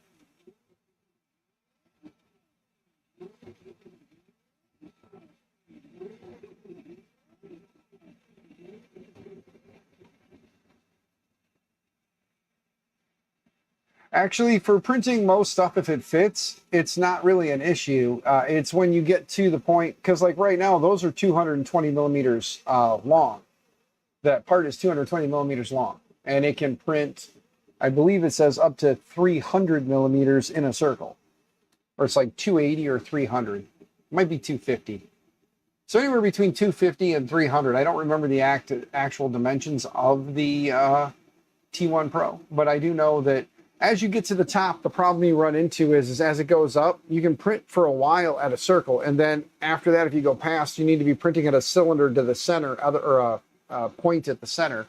Otherwise, you're not going to be able to get past that maximum height because obviously as the arms shift, they can only get to a certain point before they hit the max. And then you can't, you know what I mean? The Delta is doing well so far. Yes, fingers crossed. Once that one's done, I can hit restart and we'll send another one. And then I'll hit restart and send another one. And I'll hit restart and send another one. And when all's said and done, we'll have 4 of them. And then I just have to wait for the slow boat from China to send me my inserts, my heat inserts. And then I need to order some M6 by 10 millimeter screws. If anybody has any M6 by 10s laying around, reach out, let me know. I will tell you where to send them. Because I'll need some M6 by 10s to build this thing out. And if you have some M6, with an OD of 8 and a depth of 4, because they're the shorties, they're the 4 mils, let me know. Because could use those. I could probably get away with putting the M6, the 8 millimeter by 5 millimeter, just have a little bit sticking out the back on the rail sides. Probably wouldn't hurt anything to have that little bit sticking through because the thickness of the rail is 4 mil. But either way, let me see something here real quick.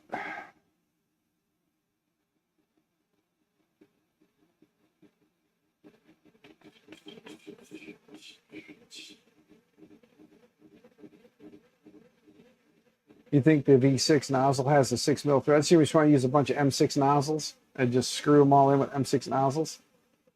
Is that what you're saying? I should just use nozzles to mount all my hardware?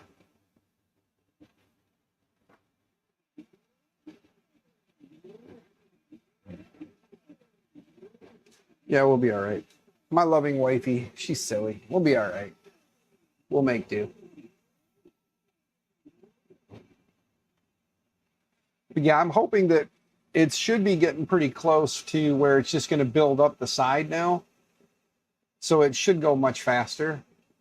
And based on where it's at, let me take a look at something. We're at 73% done. So it says it should be done here in about half hour.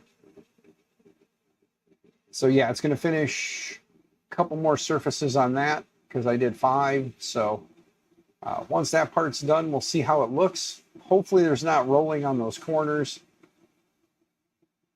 Everything looks good, but I do need to quit like scatterbraining. I need to go back here. Well, I need to go here.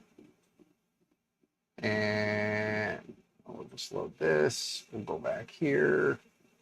I'll click here and delete this off. Add. Let's see here. Top panel, top panel, top panel, top panel. There we go. Top panel is, how big is that? That is, crap.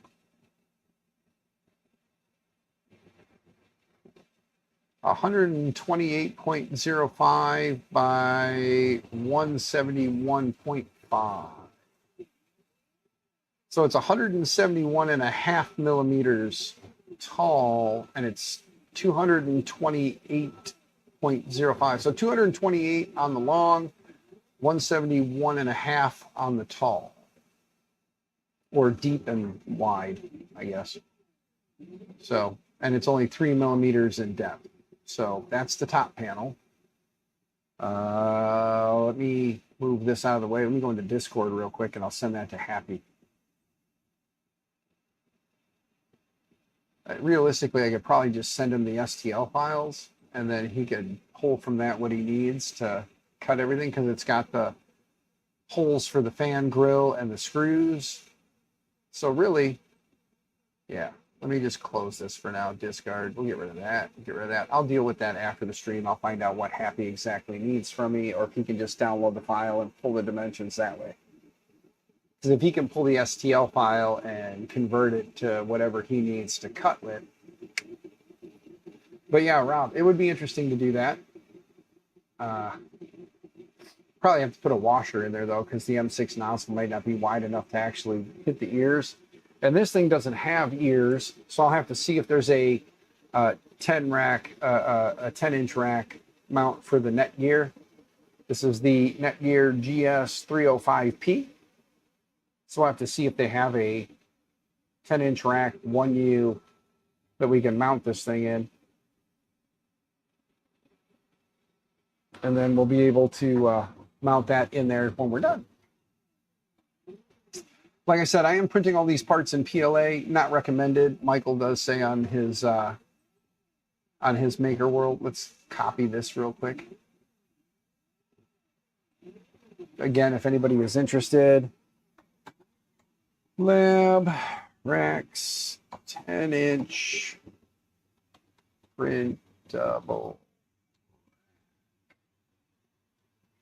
Bam, there you go. Also, let's go find his YouTube channel too real quick, because he's got a pretty sweet channel with more stuff than just that.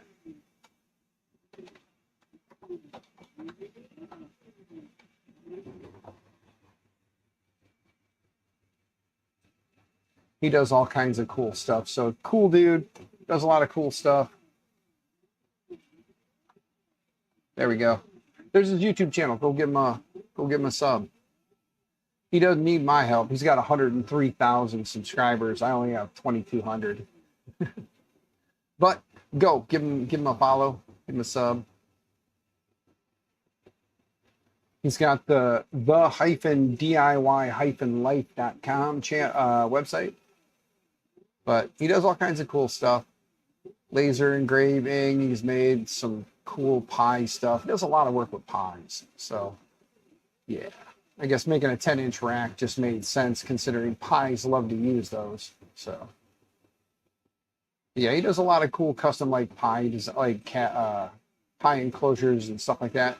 He just put out 4 days ago one on a mini PC that has 14-core i9 CPU in it. It's the Nuke Box K10 review. So that's pretty sweet. If any mini PC companies want to sponsor me, send me some stuff. I'll make some videos with your content.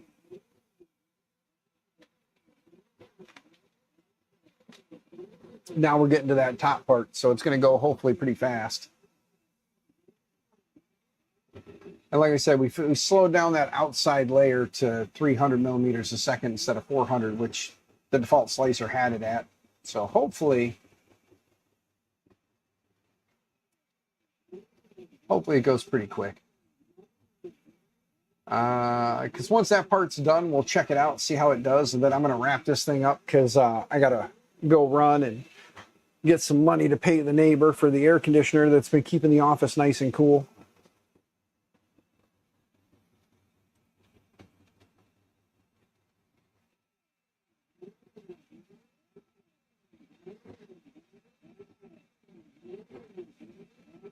And that little fella, man, I can't help it. I just keep staring at his cute little face.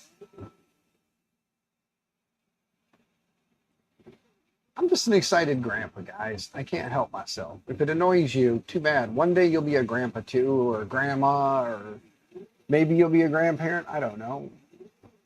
I don't know what kids do these days, you know?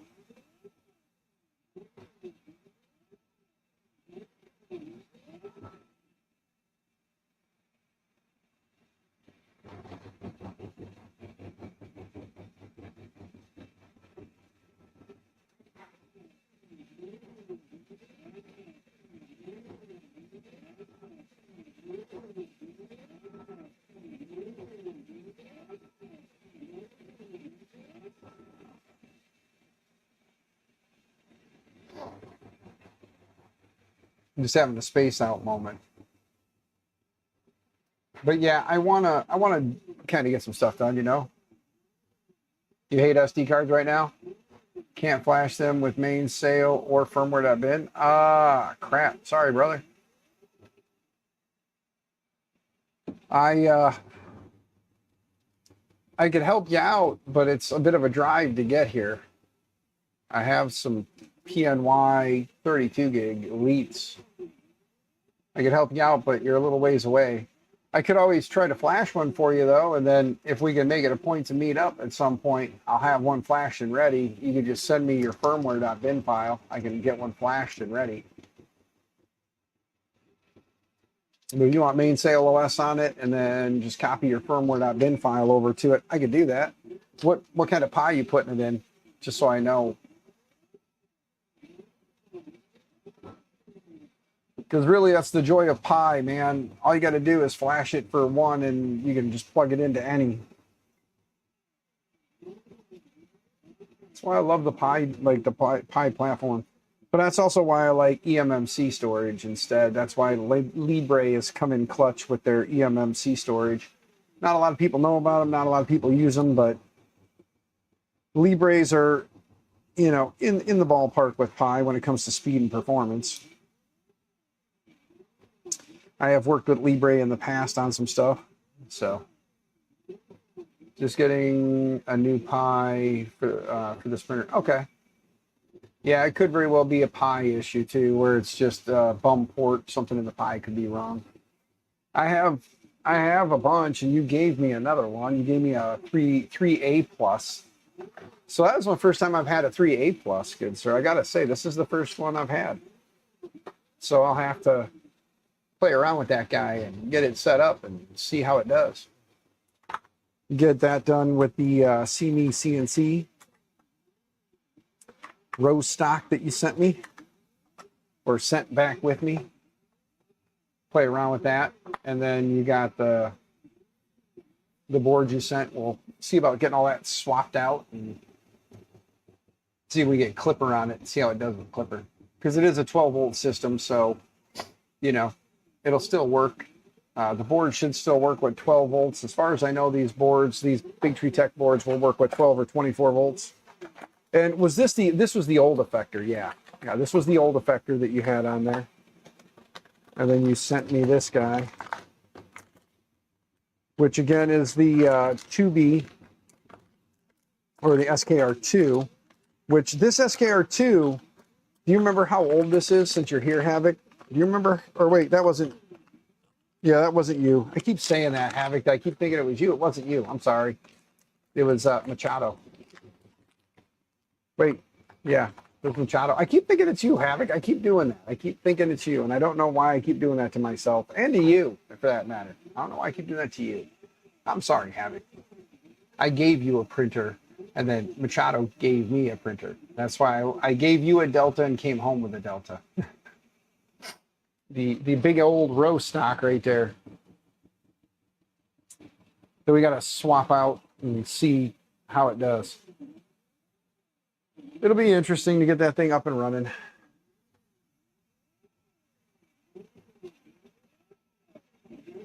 Yeah.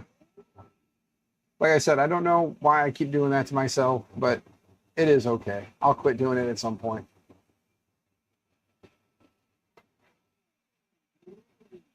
Who is going to watch the movie Beer Fest tonight in honor of 4th of July? Anyone? Anyone?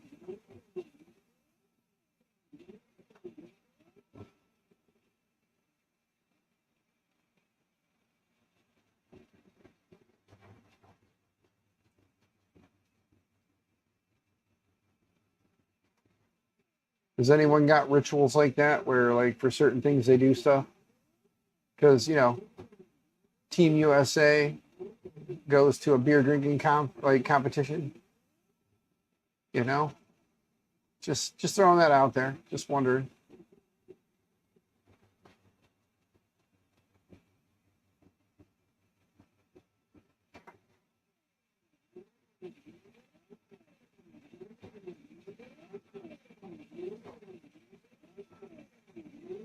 It's getting close, guys. It's getting close.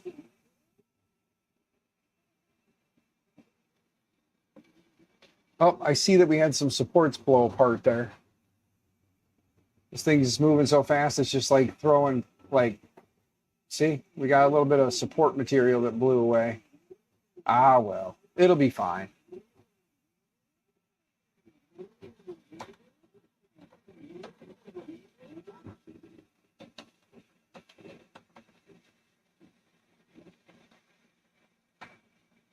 Is this it? Is it 65? I can't remember what the IP address is on the FL Sun. Yep, 65. Got it right. All right. We're at 82% done. It says it should be done here in about 13 minutes. So hopefully as soon as that finishes, we'll be able to pop that off of there, take a look at it. If it turned out right, I'll get the build plate clean. We'll fire up the next one. I'll let it run. I'm going to wrap the stream up, though, once we check the part out.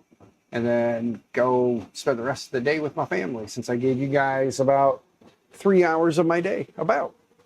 By the time that's done, I'll be 2 hours and 45 minutes of hanging out with you guys. Sadly, we didn't get Marcel anymore today, but hopefully you guys will help get him to his goal by the end, by Sunday. And then this way the sponsors can give away some stuff for helping him out. Because again, he's got some sponsors set up to give away some fun stuff. He's got Polymaker going to do 5 rolls of filament, and then there's the drone kit that he said earlier that he was going to give away. So let's see here, the little Cletus FPV kit. So again, like I said, based on the US dollar to the Canadian dollar, that thing's $160 US. If you send him $160 US, it's worth $1.47 to every dollar. So hooks him up, helps him out. Not saying you have to or you should, but if you could. If not, please share the link with your friends and family and ask them to, if they could donate, and if not, please ask them to help spread the word.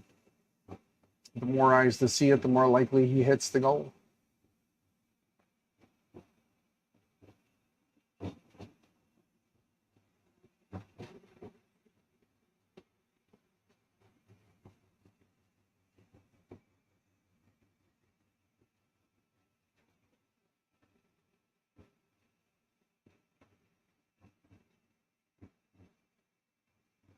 Just checking a few things. Give me just a second here, guys.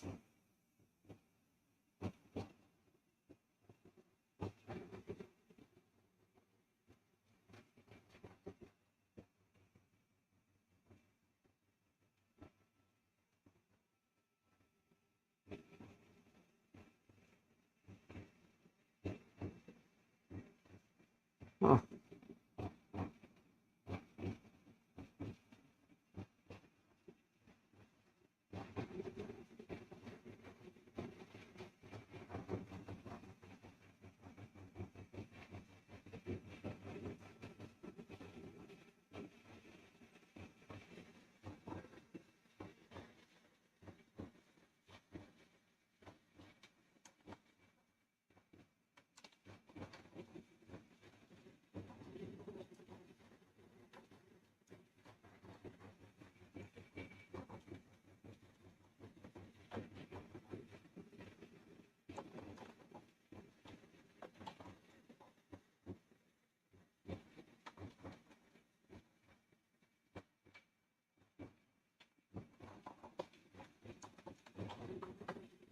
There we go. Sorry. Had to send a quick little message, getting caught up on stuff.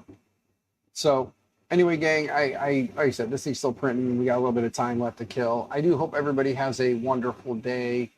Your 4th is, if you're stateside and you celebrate the 4th, I hope it's a wonderful day for you. Be careful and be cautious. Don't do nothing stupid.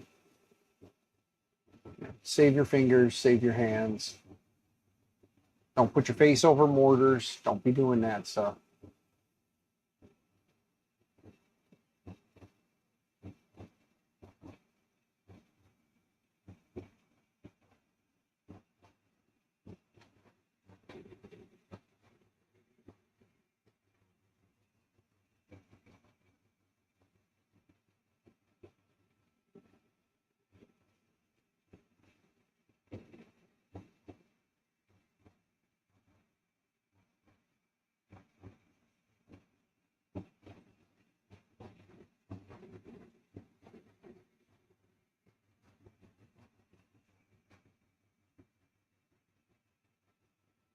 Sorry. Yeah. I'm just looking to see if I can help somebody with a potential scam. I will have to talk to her afterwards, since that's what my job consists of, watching for internet scams, right?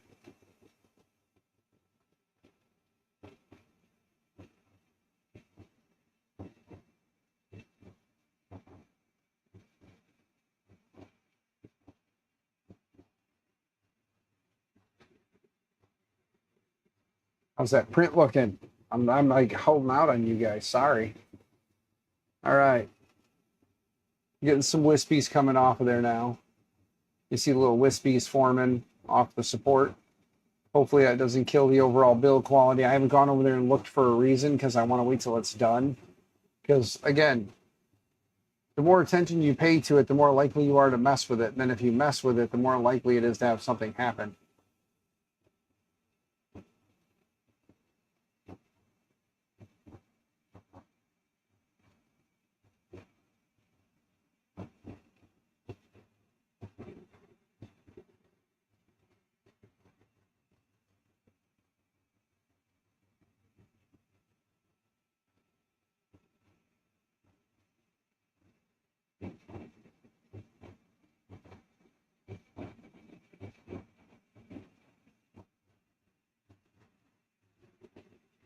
Ow, my head hurts. What can I say? My head hurts. Got a little headache going on. Anybody else?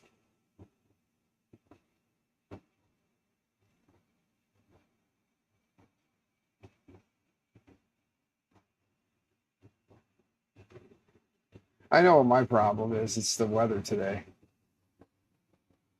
Oh, gang, I'm falling apart on you. I'm sorry. I can't help myself. I'm just falling apart.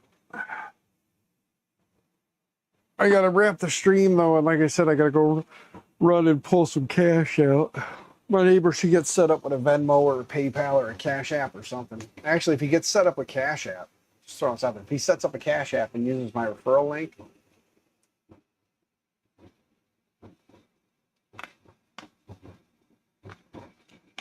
the humidity while walking the dog is killing you. Yeah, it's sticky out today, man. But again, if you don't have a Cash App and you set up a Cash App, it's real easy. Set up the Cash App, link your bank account, send $5. You get your $5 back, and I get an extra $5 for you going.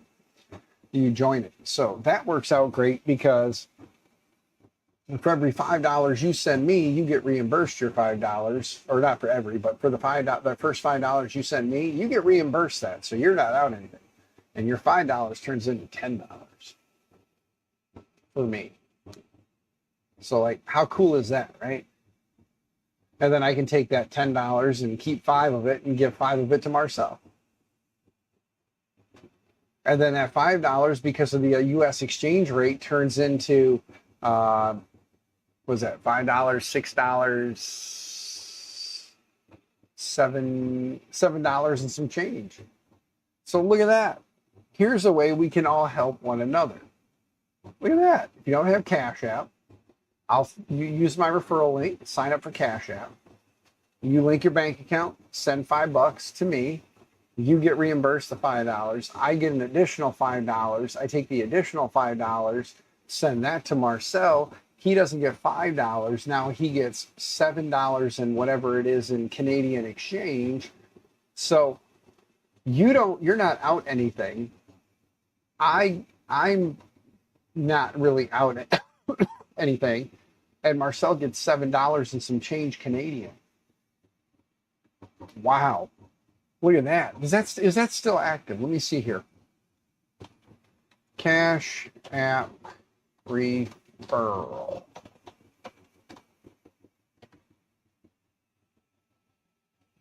Earn a bonus when your friend uses your invite code to send $5 or more from their newly created Cash App account.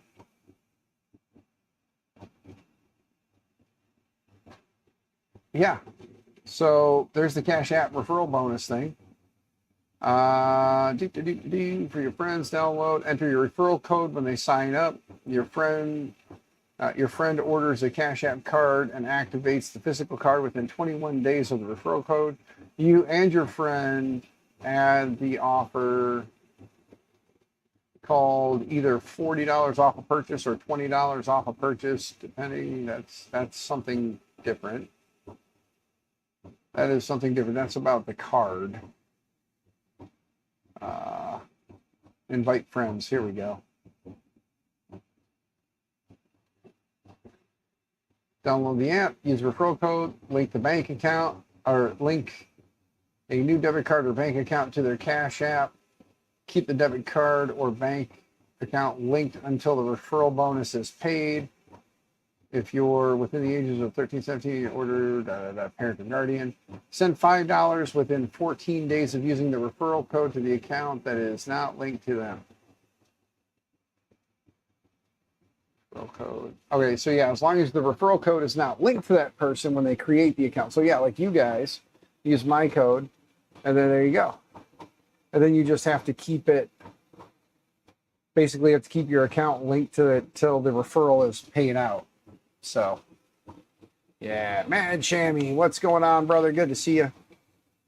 How are you today, good sir? We're raising some money for Off-Axis FPV. Did it yesterday. We managed to get him over $500 that we raised yesterday. We're trying to get him to his $1,300 goal. He did say that if he gets to his $1,300 goal by Sunday evening, he is going to have a little giveaway stream of his own. Polymakers agreed to let him give away 5 rolls of filament, so there'll be 5 winners there, 1 roll per winner. And then he also has Beta FPV. There's a Cletus, a little Cletus drone kit. So it's the little tiny drone goggles and a controller, and I think there's like a kit and some batteries and stuff. It's like a $160 kit, but he's got to get to this by Sunday. So if anybody can help, just spread the word, spread the love, click the link over here on the side. Either share the link, or if you can give a little bit. The exchange rate from US to Canada is currently $1.47, or at least it was as of yesterday. So for every $1 US you give them an extra 47 cents Canadian. So like I said, last night I gave $25 to him to help him out. That $25 turned into $34 Canadian. So if you can help, please help. If you can't help, I understand, but possibly just share the link with your socials and all over the place, and let's see if we can help get him there. I think my neighbor is here now. Yeah, it's my neighbor. Hi, neighbor. I'm streaming. Oh, you bring me some watermelon? Yeah. All right. Well, yeah, once my stream is done, then I'm going to, I'll run and grab you some cash for the AC unit. No, that's fine. No. The old man that we take care of. Mm-hmm. I'm just letting you know, if you go past here, I know. if you go past here, then you can say hi to the internet. I figured. It's up to you. Ashley, I'm going to eat some watermelon. old guy that she take care of, he bought 2 full watermelons. He was like, well, you guys want one? And she's like, I guess. Mm-hmm. She looked at me, she's like, do you think we're going to eat all this watermelon? No, but your fat neighbor will. She was like, why don't you just throw some? I said, well, let me go see if I got a lunch meat container. She was like, why? I said, 'cause I don't care if that comes back. Yeah, but no, I'm just sitting there hanging out for the last almost 3 hours, hanging out, trying to help my buddy Marcel raise some money for his issues he's got going on. It's funny because all of us in the 3D printing community know Marcel, but not many of them know that he's famous. Oh, that's great. He was an extra on Supernatural. Was he? Uh-huh. He was an extra on Supernatural for a couple of different episodes. That thing is happening. I was able to make it happen. So next 2-ish weeks, it should be... Dude, Shammy, thank you, brother. Yes, hey, there's your wife. She wants to know if I'm going to share with my wife. I might. So he'll look out as the neighbor comes over to hang out, and his wife has to spy on him to make sure he's being a good boy. Yeah. But that's not what I wanted. I wanted this one right here. There we go. It was making funny noises, so I wanted to look at it. But Shammy, brother, thank you very much. Thank you. Shammy, can I officially say something now or no? Is it okay if I officially say something now, or do you want me to wait? Because I've been like waiting on this for a while. I haven't said anything, and that's okay. Sure you can. All right, well, gang, for those of you who haven't been able to put puzzle pieces together, let me just tell you that thanks to Mr. Shammy and Fabrico, there should be a Centauri Carbon showing up here in the next 2 weeks. So in the next 2 weeks, there should be a Centauri Carbon sitting in this office that is sponsored by Fabrico. Shammy, if you could do me a solid when that thing comes, could you manage to stick a Fabrico sticker? Like, I don't care if you rip the box, throw a sticker in there or not. Could you do that for me so that when I stick it back here, I can have a nice little Fabrico sticker on it? If you could, please. I would just like to have a sticker on it so when people see it and they see the big Fabrico sticker. Plus, when I do my streams and I talk about it, I can see, like, that one's obviously sponsored by Fabrico. If you want to get one, spend the $339 when they're in stock and get it stateside and not have to wait all that time.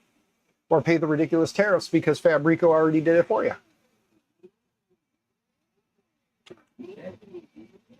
I almost brought Chewy a piece too, but I remember the last time he barked at me. Yeah, he's kind of a dick. I'll give him a piece, and yes, Ashley, I will bring some into the wife. I won't eat it all. That part's almost done printing anyway, and then I'm going to check it out, and then we're going to wrap the stream, and then I got to go take care of some other things like my neighbor. Get him taken care of. I completely forgot about it. The wife was the one that reminded me about it. She was like, when was Dad supposed to pay you? I'm like, that's a good question. So I'll just message him. It's just easier. No, yesterday was payday, so yeah.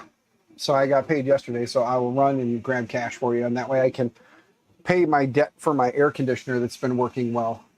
I say it feels pretty cool in here. Yeah, it's definitely a lot better than it was.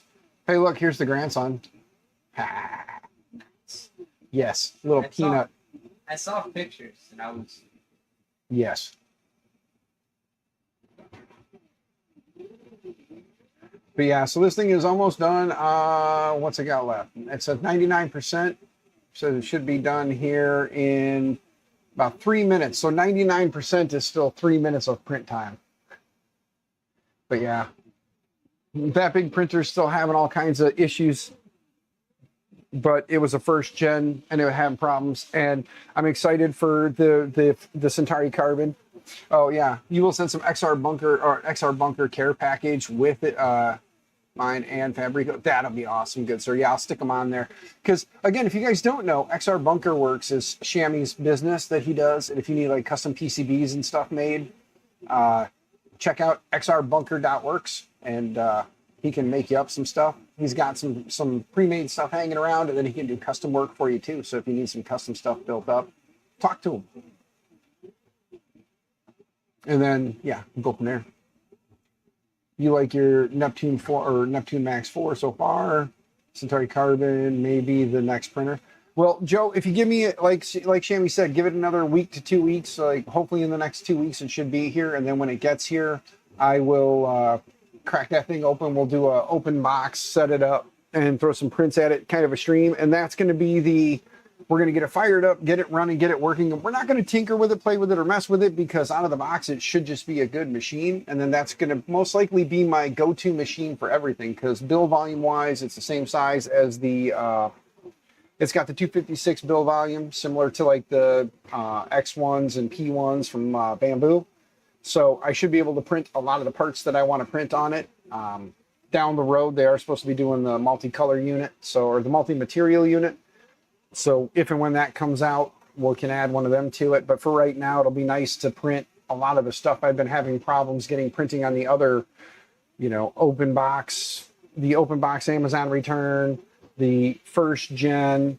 And then these guys are nice, but these are kind of like tinkerer's machines. So it'll be nice to have a just open the box, fire it up, run all the calibrations, throw prints at it. And then when I need something, I can just slice it, throw it at it, print it, and be done. But yeah, so.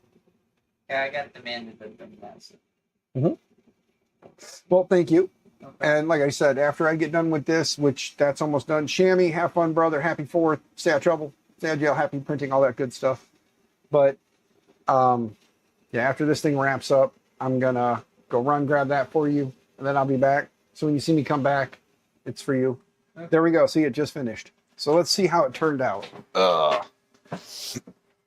Man. Yeah, it definitely threw some of the support around. It blew a bunch of the support material off the inside. That fan is loud. Oh. It uses a CPAP fan instead of a regular fan to cool the parts, so that's why it's so damn loud, because it's like a CPAP machine.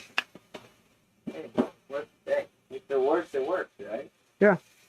The overall print quality is not bad. I have to say, taking Dave's advice and turning down the outside layer to 300 millimeters a second instead of 400, which is still insanely fast.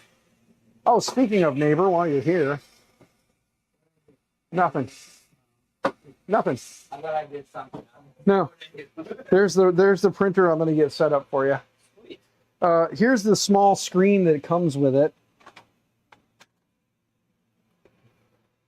It's a small 7-inch touchscreen, and then it has like the little click wheel and stuff. This was given to me by Dan Adams, is the guy's name. He's the jambalaya guy at Murph, and he gave it to me because it was one of those, like, it's just sitting in his house. He was tired of tinkering with it, and since I like to bring back old stuff and make it work again, I told him that I would probably get it fixed and give it to my neighbor, since my neighbor is a young guy with a family, and his income is basically spent to make sure that him and his wife and his little munchkin all have the roof over their head. And he was like, sounds good to me. So we're going to get it fixed. I'm going to start working on it here. Hopefully in the next week or two, I'll start working on it. Can you go see if the car's starting to come before I leave? No, give me a minute. I'm going to show these guys this print, and then I'm going to wrap the stream, and then I'll take care of that. I didn't know that was yours. No, it's your dad. Mine now. Dan's or whatever you call him. She calls me everything, including asshole. And then she, don't drop it on the floor in my office. I don't need ants in here. Seeds. I'm feeding It doesn't. the homeless. No, you're feeding the damn ants that invade my office. Knock that shit off. Go out in the driveway. No, they're not homeless. They invade my office. They live in here. I don't need them to want to stay. I want them to relocate to your bedroom where all your garbage is at. Ah, damn kids. Anyway, guys, I knocked all the support material off, but there we go. The overall print quality isn't terrible. It should be fine. It looks like there's a little bit of imperfection on the ends, but it does look flat. So I'm going to restart this print and have it do another one. And then throughout the day today, it should print all 4 of these. And then I should have the 4 that I need because I'm printing a small little rack, a 10-inch network rack. Yeah. So it's all 3D printed. And then like these pieces here are the upright pieces that all the equipment and stuff you would put in would go to. So like take this out, clean it up real quick. But then let's see how they actually join together, how well it looks. I got to get all that support material off the end here. Get all that out of the way. And then like this piece goes like this, and it uses an M6 heat insert. See guys, this is how it would look. This would be one side, and then we'll print the other ones. And then like this would be your bottom piece that would go like this. So then it would look, that's all the taller it is. It's just a little bitty little rack, network rack that does 10 inch instead of 19 inch like the standard rack up there on the ceiling. But this is just a little 19-inch rack. And then I've got a buddy of mine who does acrylic and polycarbonate and panels and stuff. And I'm going to get him whatever info he needs. And he's going to cut me some panels so I can have some custom cut acrylic panels for this. The print, you can tell these were printed against a smooth PEI sheet bill plate because they're nice and shiny. And then these were printed just open air on the side. So, but there's, you know, there's the look, guys. That's what it is. Apparently, guys named Dan all over, good guys. Love hanging out with Dan Adams at Murph. Yeah, Joe, Dan Adams, you got me. I don't know why people consider me a good guy, because you ask my neighbor, I'm a dick. So. But my door. Yeah. Ish. Yeah. Fix-ish. Yeah. But no, my I just try to help everybody. Like this stream's been to try and help raise money for Marcel. Just like last night, we managed to raise over 500 Canadian dollars for him. That's the cool part, is like the Canadian to US transfer rate or exchange rate. Yeah. The exchange rate right now is $1.47. So it's $1 US to $1.47 Canadian. So right now sending money to Canada, or exchange rate in Canada, is better than exchange rate to the US, because Canada, for every $1 US you send up there is $1.47 they get. So like last night I gave him 25 bucks and it turned into 34 Canadian dollars. So it was good for him, you know? Yeah.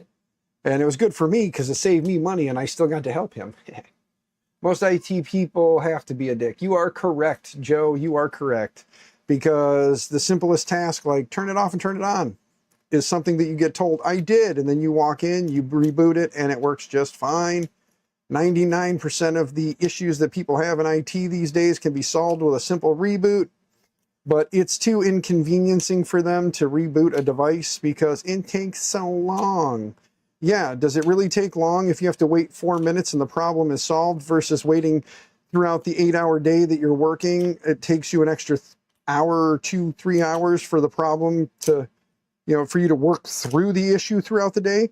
I think the compromise of reboot and give it 4 minutes to restart, do whatever update it needs in most cases, and get it up and running is quicker than listening to you complain all day. So why don't you just give it the 4 minutes and be done with it? Because once it starts working, you don't complain anymore.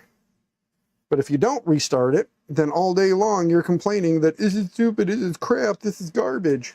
So reboot. In IT, there's a phrase. It's called shut up and reboot. We can't say shut up and reboot to customers, though, or to the people that we are supporting. We can't tell them to shut up and reboot. But boy, do we want to. And not just once, but many times. But here's one piece done. I'll have to clean it up a little bit more with the brim that was on it, or the brim that was on it. It left a little rough edge, but it is sufficient enough. There we go. Oh, there's DeWitt. Hey, DeWitt, I got to talk to you real quick. I got to wrap this stream and then get on with the rest of my day. Real quick, DeWitt, last night on my stream, if you go back to last night's stream, kind of near the end, we were talking about this idea for what we're calling the open source love, open source love. We, Dave and Terry, 3D and T, they're working on or going to work on a logo that is like the open source logo, the broken gear or the notched gear with a heart in the middle. They're going to work on getting a logo together. And then they're going to send it for stateside because of with tariffs and shipping and all that crazy crap. Stateside, they're going to send it to Michael Cassell, who has his company that does vinyls and stickers and stuff. He's going to work on, like, at the end of runs and stuff when he's doing things, like sneaking them on there so that he can get us some stickers. I'll bring it to you here in a little bit. I'm going to hang out with the kiddo, maybe have her lay down, and then maybe stream myself. Yep, on Kick. Mm-hmm. All right. I'll have to figure out what I'm going to stream first. Yeah. Well, have fun, neighbor. I got to finish talking to him, and then I'm going to wrap this, and then I'm going to go do that. Oh, and then, look, there's your wife now. She brought more. Wife told me that. Okay. So, anyway, though, gang, Tim, what I was going to say is, so he was talking about, like, at the end of, like, customer stuff, there's always, like, a little bit of leftover vinyl. He could squeeze some on there and possibly print some stickers and then help kind of distribute them out stateside. If DeWitt 3D has the ability to do that, I don't know. But if you did, then they could send the files up to you, and then you can kind of help scatter the open source love across the Canadian side of the border. Well, thank you, sir. Welcome. I will be. Yes. So that is the plan then, DeWitt. I will, I needed to talk to you. I'm glad you popped in the stream. But yeah, so we're talking about just, it's going to be like the open source logo, but it's going to have a heart in the middle, and it's just going to say open source love because this community is all about support and love and supporting one another. So it was an idea that arose last night. It was a thought in my brain that I spoke out loud, and thankfully Michael Cassell was in chat last night. He's down for it. So Dave and Terry are supposed to be working on getting the logo together, and then they're going to send him the file. I'll make sure that they get you the file, and then you on the Canadian side of the border, whenever you've got some extra space, maybe a little bit of material that you can't really use for anything, you can slap a bunch of them in there and print them off, cut them up, and then distribute them out to our Canadian folk. And then Michael Cassell here stateside can either distribute them out to, either send them to streamers and let them send them out, or whatever, just whenever we go to events and stuff, we can have the open source love stickers and whatever else. I know Dave and Terry were talking about making up some t-shirts with the logo on it, and ways we can utilize the t-shirts for the good. So, maybe just have stickers to throw on tables at events, or like when we stream, if we send somebody out something, we can throw a couple open source love stickers in there and just spread it around, stick it on cars, stick it on stuff, Let me be specific. Cars that you own. But I gotta go, guys. I gotta check the car for the daughter, bring the watermelon into the wife, restart that print again. So let me reprint. I got the print restarting. So in like 2 hours, I'll come back out and check on it. I am glad you popped in as well, Mr. DeWitt. Gang, before we go, I got to do the... Oh, shit. My leg is bleeding. I just happened to look down and saw blood. I scratched it on something. Meh. It's not bad. It was just a little spot that apparently took off. But gang, before I go, we got to do the... Let me show you my grandbaby photo again. So let me show you my cute little grandbaby. Give me just a second here. I'm going to grab the cute little photo of my grandbaby here. This is little Mr. Sawyer Isaac. There's little Mr. Sawyer Isaac. Look at that cute little baby face. There's my grandbaby. All right. So I am now officially the grandpapa. As of 6/29, I became a grandpapa officially. But that being said, love you guys. That's restarting. I got a lot to do now. I'm going to go get all that done. Love you guys. Stay out of trouble. Stay out of jail. Happy 3D printing and all the things. And don't forget, an old printer is better than no printer. Hashtag open source love. Start using it. Spread it around. Hashtag open source love. Spread it around. Bye, gang.